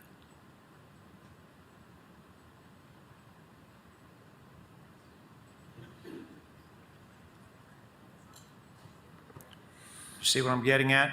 He's not losing. Yeah. Because he's negotiated with Knox County to allow them to make a road improvement. So he's still going to get the total number of units. If it was, I'm just using round numbers, 3 units per acre, 25 acres, 75 homes. He's not going to lose out on 75 homes if that's what this body votes for, to follow the general plan and all that, correct? And Ms. Brooks, do you need to weigh in on this, or? That's I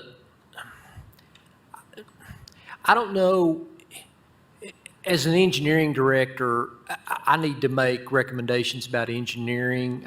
That feels more like a discussion for the body rather than my position personally.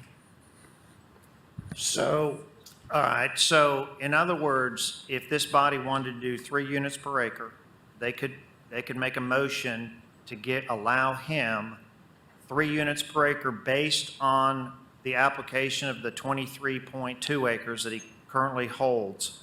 And if he decides to dedicate 3 or 3.5 acres to a roadway, he would still be able to maintain that same density of houses.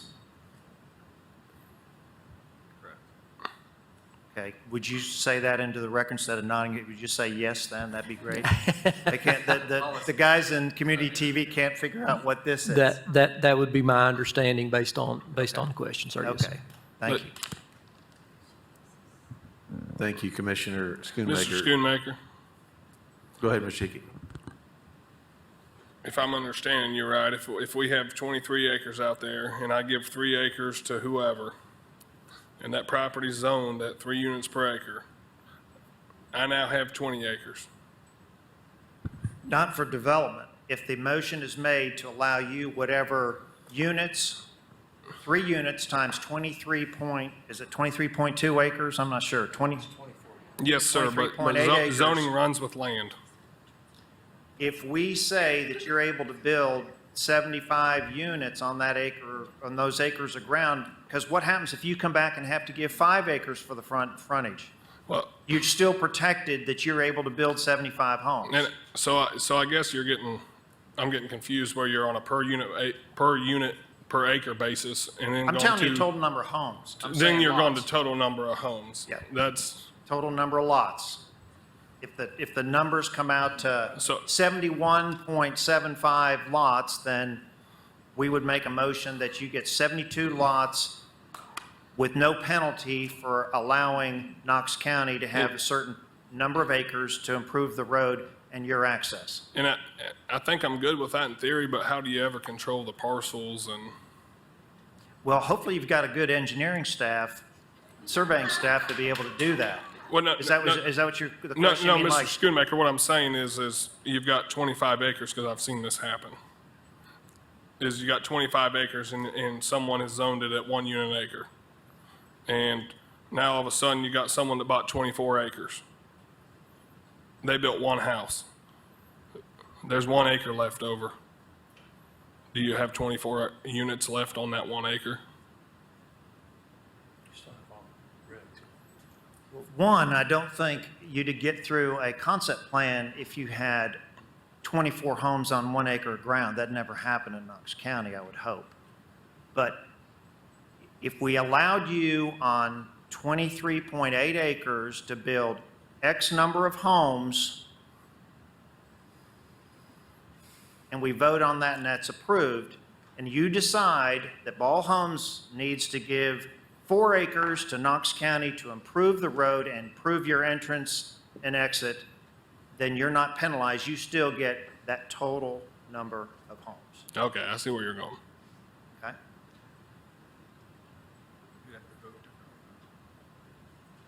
Can I ask a point of clarification to the law director? Are we allowed to set numbers and not zonings?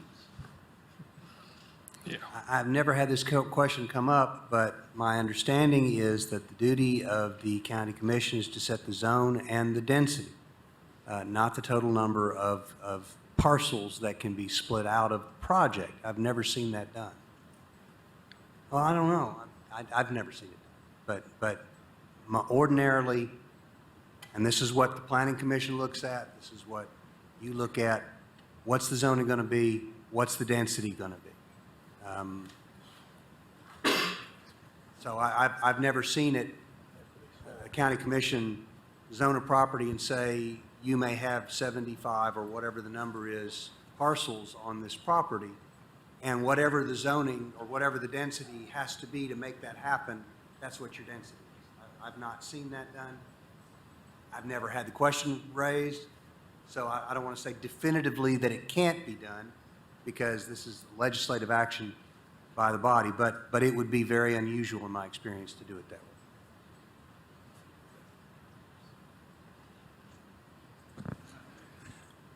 I haven't been Yes, sir. sworn in, but I'm Ball Homes' general counsel. I just thought I might at least respond. Yes, sir. Can you state your name, please, and Buddy address? Goodwin. Did you say you were sworn in, or? I have not been sworn. Okay, would you? Buddy solemnly- Goodwin, general counsel, Ball Homes, 1914 Pinnacle Point Parkway.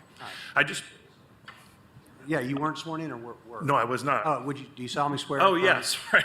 Yes, The I testimony do. you've had to give be the truth, the whole truth, and nothing but the truth, so help you God. I do. Okay. I do. I just want to be clear. I don't want you guys ever thinking there's some kind of wool being pulled here, because, I mean, this is the way I understand this would work. And you have to remember, every time we do a development, and you're looking at this right away, kind of like it's like pulling the numbers out of density and stuff. I mean, that's not really how it works. I mean, even the developments we do, all the roads are in the middle of the developments. They end up being dedicated as right of way. I mean, we dedicate right of way in every development we do.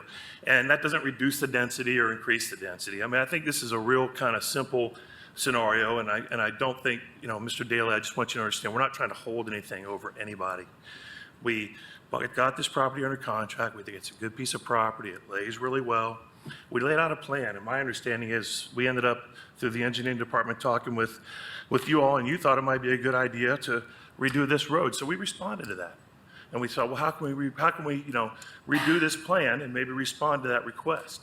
And keep in mind, in your process, the cart comes a little before the horse in different times. We're here trying to get density, but yet the concept plan is where this gets worked out. And this is where we come back and we figure it all out, and we actually go down, and he gets to come and say, hey, we agree with what they've done, and you know, they're participating well and they're doing good. Because when I hear you talking about dedicating right of way, I think on something like this, it might be some dedication, or he might want us to participate in some of the cost of doing this and that. That will get worked out, and we will do it in good faith. But what we're talking about here, and I realize there are issues in this area with a lot of density, but the 3 to 3.5 here, this is not, 2,000 acres. It's 8 or 9 units. 8 or 9 units, which we thought, well, if we relay this out and we kind of bring the road into play in our development, can we get some more units to try to help accommodate that and make a better plan that will use the density better, stop sprawl, use the land the best we can, and help with the road improvement? That's where we are. And so that's what we're asking for. We're asking for 9 units so we can make that happen. If it doesn't happen, I mean, if we don't get it done and he doesn't like what we're contributing, he's going to be at the concept plan telling him, this isn't going to work for us. So just understand, there's no hand-wringing here or no holding over. It's just part of the process. We don't have all the answers right now because we haven't got to that point. It's just, I just want to make sure that's clear, okay? Thank you, sir. I believe, I'm going to go to Commissioner Bustler. Commissioner Ward's the maker of the motion. Commissioner Bustler. Thank you, Mr. Chair. As a legislative body, we're not here to make money for the applicant, and we're not trying to mess over the community. What we're here to do is to take a look at what the developer said he would do. Now, if he said that he gets 3.5 units, he's going to fix the road that in some ways would be a little bit safer for the community. If he doesn't, the road is not fixed, and then down the road, we've got a problem because he's going to have to, well, from what I understand from Mr. Snowden, he would have to bring the road entrance into the subdivision someplace else, correct? Correct. There could be an option presented that they would have an access point independent of West Galahar Ferry. So we can either do one of two things. We can either do something that will take care of a safety issue and a problem down the road, which will not affect the taxpayers and could and would help the community in that area. Or we can do three and put another dangerous entrance on a dangerous road. So it's the choice there between the two. Don't care if he goes in there and gets a concept plan and he comes back and they said, Mr. Snowden says, well, you only can get this many. But he's made a commitment publicly that if we zone it that way, he's going to have to fix it where he can get that many units or not from the concept plan. Correct? Well, I didn't hear what, I missed the last part of that. Okay, if you take a concept plan to Mr. Snowden here, and he says it will not work with that many units, even with 3.5 units, this is what you can get. Do you still commit to fix the road? If you get the zoning and the density, Well, I think that's the point, is we have to go through that process to confirm we can do it. Yeah. And if we can't do it, then what does it matter? We're not using the density. We're only building So- 3, we're only building 2.5 if we don't use it. So Mr. Bustler, what I'll say we'll do is that we will put an appropriate number of lots in this subdivision and build an appropriate infrastructure that satisfies Knox County engineering. what about the road work? It will improve the roadway to satisfy Knox County engineering. Even if you can't get to 3.5 per unit? Yeah, if we're at 3.4 or at 3.3, but, No, that's, I mean, it's hard to nail down right now, guys. Okay, I understand that. But what I'm saying is if the concept plan comes back and you don't get, let's say, 3 units per acre, even though it's zoned for 3.5, because the plan just will not work. Well, then, at some point in time, it wouldn't make financial sense to do it. Okay, so The cost of the road improvement would be greater than, you know. I understand that, but we're committing to something now for that zoning on that piece of property, and we don't have a concept plan. I think that's, your process. but anyway, I'm sorry. If I don't get a commitment, if they can't get they do the concept plan and they can't get the units, then we're still stuck with a bad road. Thank you, Commissioner. Commissioner Durrett. I have a question for the law director. You just said that the growth plan is no longer valid, but what about the general plan? Does that apply and limit what we can do in this situation? Commissioner Durrett, I am not prepared to answer that question tonight because it really wasn't brought to my attention. The Planning Commission limited to 3 based on the growth policy plan, so I did not look at the questions of growth of the general plan. I don't know what the limitations are on the general plan. I defer to the director on that, but this is a legislative body, and I think that anything you do that has a rational basis can be supported in law. I don't know that your hands are tied by the general plan, but like I said, what the Knoxville, Knox County Planning was looking at was the growth policy plan, at least based on their recommendation. So I don't know if they considered whether or not they would be limited by the general plan or the sector plan or anything else. The only thing that they've said they were basing their 3 unit per acre limitation on was the growth policy plan, which we believe has expired. So I would have to research that question. I'm not prepared to answer the question tonight.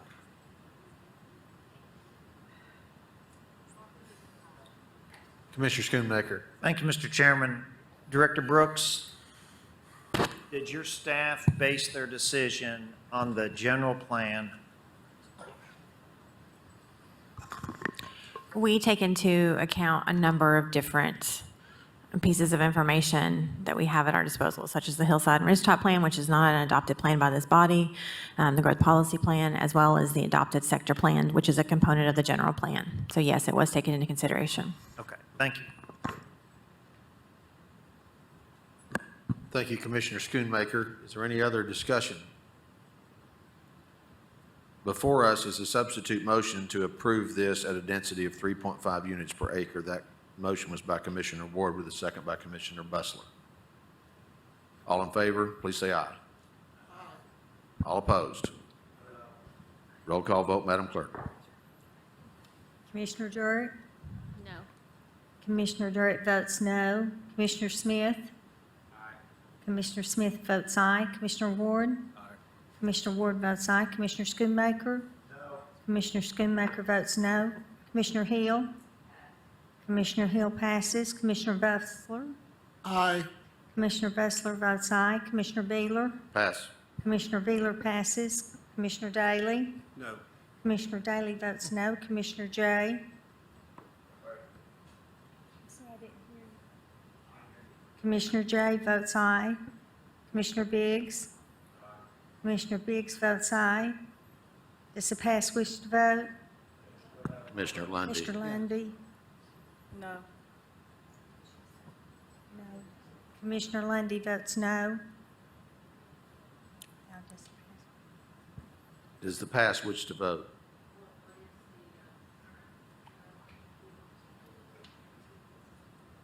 There are 5 ayes and 4 noes. Two pass.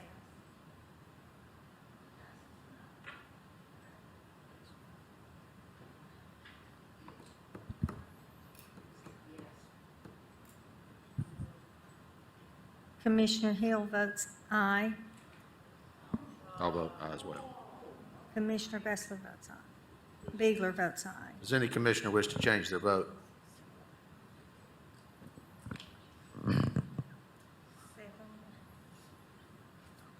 Vote is 7-4 in favor. I'm not willing, audience, to give up that road improvement. I'm just not going to let that go by the wayside that Ball's willing to do. So that explains my vote. Thank you. Thank you, Mr. Hickey. Madam Clerk, please read item 47.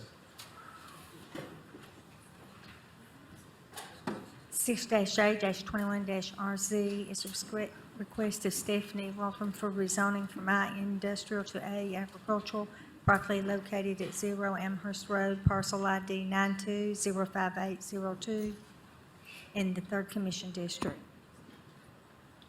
Thank you, Madam Clerk. Is Ms. Walter present? Here. Evening, Ms. Walter. Would you state your name and address, please? Yep, Stephanie Walther, 2413 Chimney Ridge Road, 37923. Thank you, ma'am. Is there any opposition to this request? Not that I'm aware of. Seeing none, Director Brooks? Planning Commission recommends that County Commission approve A, agricultural zoning because it's consistent with the Northwest County Sector Plan and surrounding zoning by a vote of 15-0 consent. Thank you, Ms. Brooks. Ms. Walter, would you like to speak to your request? Not a lot of need to it. It's just going from industrial to agricultural. It's in an agricultural area. It's within the sector plan. So that way, if I wanted to build a house on it down the line, I have the ability to do so. Thank you. Chair will look for a motion. Commissioner Smith. I have a question for both the applicant and Director Brooks. For the applicant, you rezoned property in the city in order to open up a couple of urban campsites. Is that your plan for this property too? No. Okay. Ms. Brooks, in the county zoning ordinances, under agricultural, can it be used for that purpose? I'll double check just to confirm. It's been a while since I have thought about this particular application and case.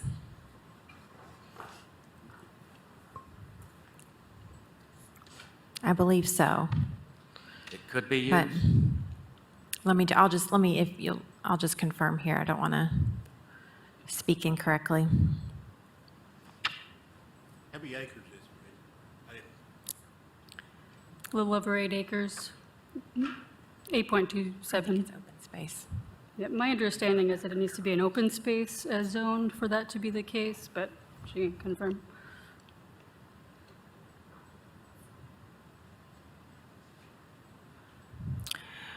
I want to say it's allowed in open space specifically, but not in ag. Okay. I guess this is a question. I know you applied at the same time for both these zonings, and once you got it from the city, you kind of backed off this, and I think that's when you discovered that our ag is different than the city's ag, and our codes are different than their codes for what it could be used for under the ag zoning. Am I still correct, Dr. Brooks? Director Brooks? Yeah, I've been elevated. Add some years to your education. Yes. Yes, that's correct, sir. Okay.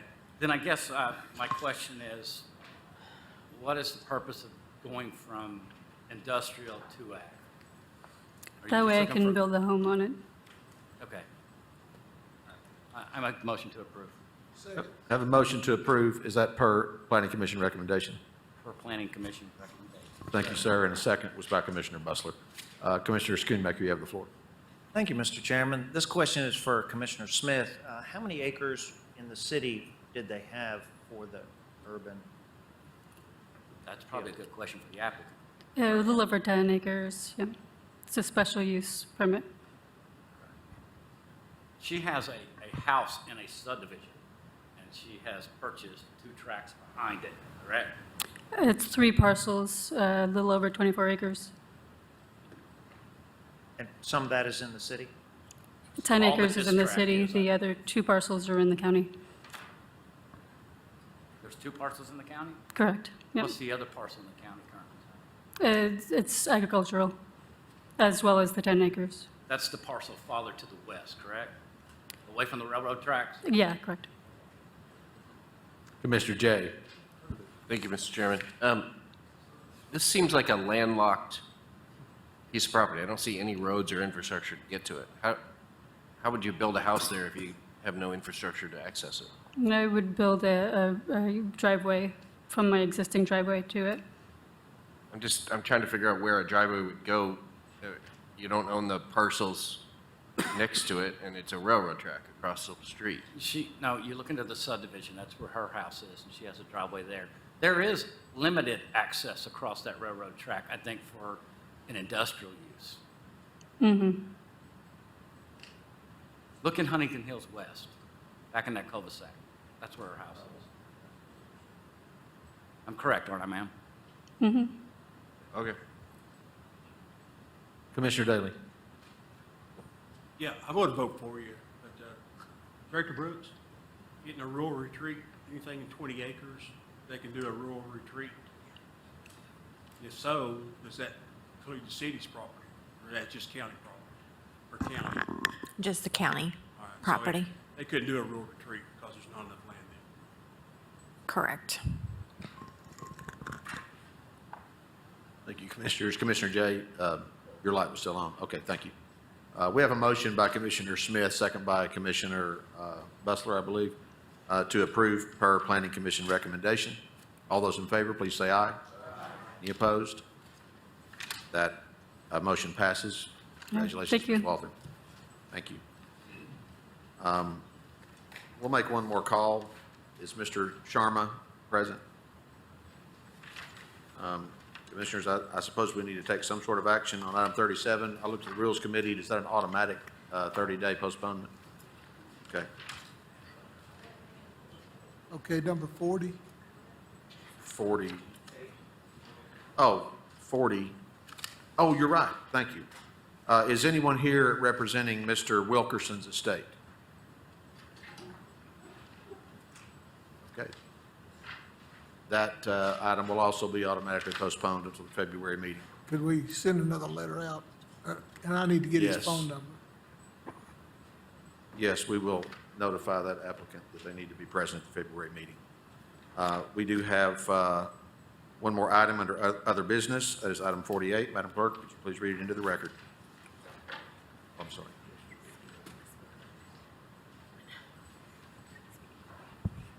Item number 48 is a discussion item regarding Planning Commission's request to review the planned residential zone. Chair will look to Mr. Snowden. I believe this was put on by the mayor's office.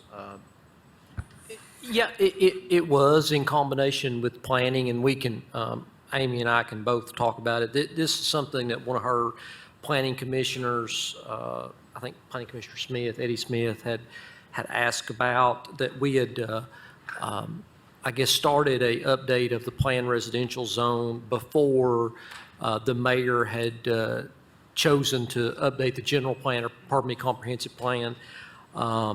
So we'd got into that, and then the comprehensive plan started.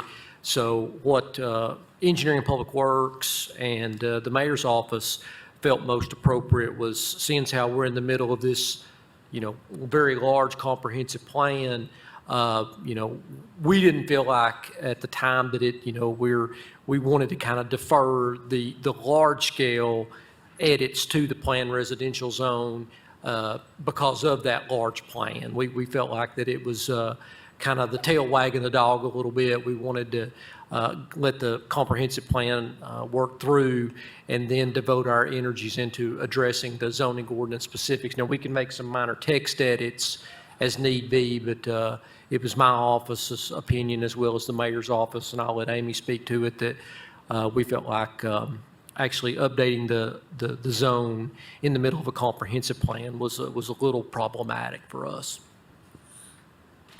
Ms. Brooks, would you like to add to that? I don't have too much more to add to that. Director Snowden covered most of it. I will just, reaffirm that, it might be appropriate to consider some minor edits, but given that this is the most frequently used residential zone in the county, I think that letting the comprehensive land use and transportation plan play out and letting recommendations come out of that is really considered the best practice. You do your plan, and then you update your ordinances to implement the plan itself. Thank you both. Any questions from the commission? Commissioner Daly? I got another subject, not questions. You're ready. Okay. Commissioner Biggs? I'll let Commissioner Schoonmaker go, then I'll ask. Absolutely. Commissioner Schoonmaker, you are recognized. Thank you for the deferral. So this is dead in the water at this point, then? I believe we are open to direction from this body. The planning commissioner, Eddie Smith, had asked us what the timeline was. So I think what our office, and I don't want to necessarily speak for Director Snowden, is that we're not necessarily saying it's dead, but that there is a time to update this. We do think it needs to be updated, absolutely. But is this the right time to do it? Or do we wait until after we finish the plan? Okay. That's the And that's going to question. be your recommendation to the county mayor? Yes. Okay, thank you. Mr. Snowden, the camera can't figure out what you... Yeah, I concur with Amy, yes. We feel like it would be premature to undertake such a large edit when the comprehensive plan may change some other things, and we have to go back and change it again. So I just felt like it was premature. Okay, thank you, Director Snowden, I appreciate that. Commissioner Smith? Thank you, Mr. Chairman. Okay, so there's no fear that we go through all the trouble of a comprehensive zone where PR is our main driving factor, and then it changes so much when we go to change the ordinance that it screws up the plan?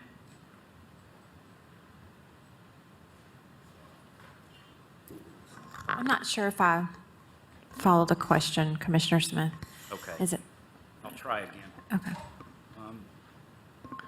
We're going to put together a comprehensive new plan. Mhm. That plan's going to be based upon the ordinances and zonings that we have already, correct? Or are we going to go ahead and change all those at the same time? No, I don't think our comprehensive land use transportation plan will not be focused on what we currently have in place. It'll be looking to the future and ideally providing some new recommendations for possibly even different zones for this community to consider. That's kind of what I was getting at. Yes, yes. If we design this whole plan around the current zonings we have, we get the plan done, and then we decide we're going to change the PR zone, tweak it some, Mhm. it could lead to unintended consequences with the comprehensive plan. Correct, yes. But you guys are advising that we wait to make any of those changes until we've got the plan in place, or do it in the process of making the plan. Did you want to speak? Yes, I agree. I think we would, Amy and I would, and don't want to speak for Amy, I would agree that it would be prudent to wait and do large-scale edits to the PR zone until after the comprehensive plan is done, and then we can do a more comprehensive review of the zoning ordinance. Okay. I trust you guys. Thank you, Commissioner. I'll let you guys fight over who goes first. Commissioner Daly, Commissioner Biggs. This is a little bit of a subject change as well. Is there any documentation where you could prepare me or maybe my fellow commissioners as well where the roundabout access and things of that nature, how big they're going to be, how much land they're going to take up, or is there somewhere you could refer me to for that? As well as whenever we're talking about widening the roads and going into 4-lane and divided highways and all that stuff, is there obviously I'm asking for like maybe a cheat sheet is basically what I'm asking for when we come to these specific issues. Is there Sure. something already out there that I can We- obtain to? We can put it together for you, Commissioner Biggs. We can put together some general cost estimates or some general, this size roundabout costs this much, going from a 2-lane to a 4-lane costs this much, and the right-of-way associated. So yeah, we can prepare that and get it to all the commissioners. I would like to base some of that off of the roundabout that's off North Shore, in, I believe, Concord Road, yeah. Because I know that one's been updated and it's really nice. But I really appreciate it, Director Snowden. I think that would help a lot whenever we're going through some of the issues that we've seen tonight, just seeing something like that we can. Yeah, we'll get you that information early next week. Thank you. If it's just me, I can come by and pick it up, but unless everybody else wants it. I'm interested. We'd love too. it. Commissioner Smith. Director Snowden, a lot of that is determined by the volume of traffic, isn't it? The size of a roundabout, 2 lanes, 4 lanes? It is, sir. It is, sir. We can generalize it to the point I think it would be useful. And I'll be more than happy to email it to the entire group include Drusilla so that everybody gets a copy of it. Thank you. Thank you, Commissioner. Commissioner Daly, you have the floor. Thank you. Change the subject. We could bring it before the Rules Committee, but Commissioner Schoonmaker brought up a good point. When the public signs up for zonings, is it 5 minutes or is it 15 minutes in our rules? Right. I guess we need a clarification that if they call in and say, I want to speak on zoning, they need to know, Drew can tell them, say, hey, you only got 15 minutes. Or do you want us to look at changing that rule? Okay. I'm just throwing it open for a discussion. If you want right before the rules, we can discuss it. And the bad part about it is, you get into the 5 minutes, you could have 3 hours worth of reports. I think there is there's a, good points and bad points. yeah, I think there's a, granted, for instance, Drew? Yes. I just want to say that the people who signed up, they signed up online through the commission forum website. They didn't call in, they signed up online. Okay, okay. So if you want me to call them to inform them about the 15 minutes, then that needs to be clarified and put in the rules. Absolutely. That'd be part of this discussion, I think. Yeah, it's part of the discussion, not right now. Yeah, because I think, for instance, tonight, virtually everybody in the audience was part of the opposition. So if you give every person who's here in opposition 5 minutes each, if a person has signed up and they're signing up in opposition, they're kind of part of the opposition's collective time, unless we want to have a separate public forum, then also allow 15 minutes of opposition when the item is heard. That's the question. So, Commissioner Smith. I'm sorry, Commissioner Jay, I think you actually had your light on I first. wanted to comment on this, Mr. Okay. Smith. That's okay. Were you going to do? Go ahead. Um, I was guilty of this as chairman. When it came to zoning, I let everybody speak that signed up as much as they wanted. Because we heard many times tonight, people don't feel like they've been heard. Sure. And the worst thing that can happen is people leave here without feeling like they've been heard. So I've always, when I've been up here and people are screaming at us, whenever I'm here till 1 in the morning, I've always known that I signed up for this.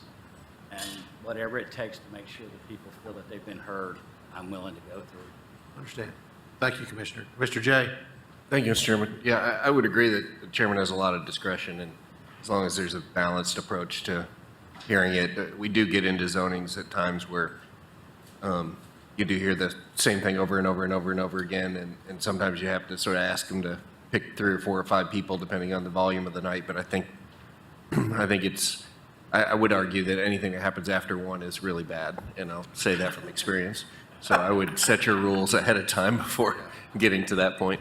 But in a totally different topic, and following up a little bit on the earlier point, I have asked, and I know you have a tremendous amount on your plate, but I have asked planning to essentially build a very basic cheat sheet for all zoning-related items. I'm constantly, when it says, okay, it's 2 to 5 units an acre, I'm scanning the thing, I'm going to KGIS, I'm trying to zoom in, I'm trying to get a visual of what that looks like from a neighborhood perspective, and what is 9 units an acre or 1 or da-da-da.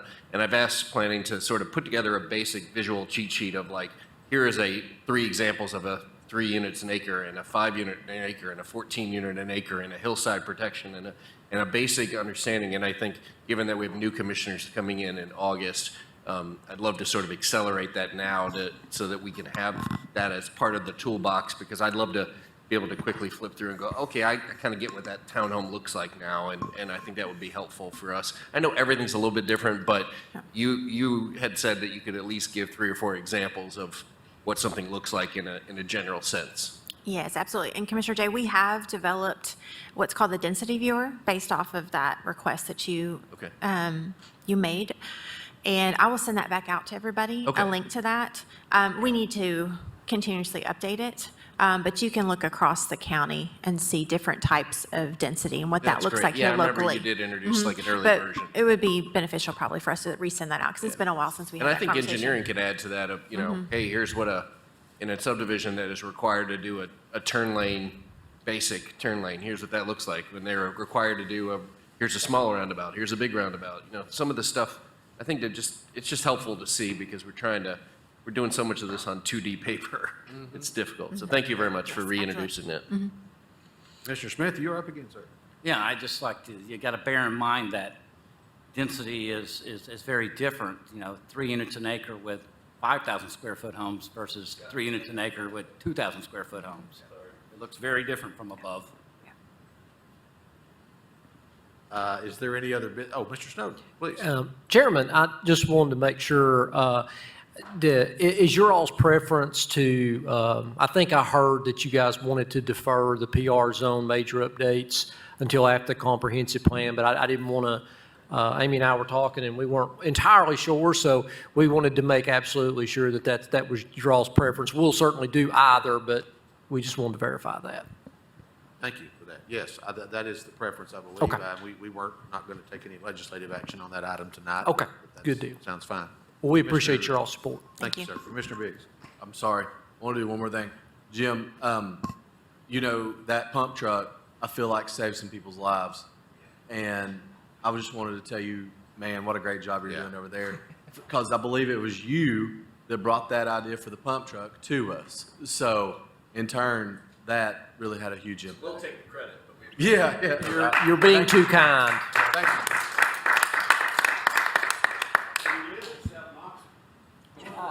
Is there any other business to come before this commission? Chair will entertain a motion to adjourn. And a second. All in favor, say aye. We're adjourned.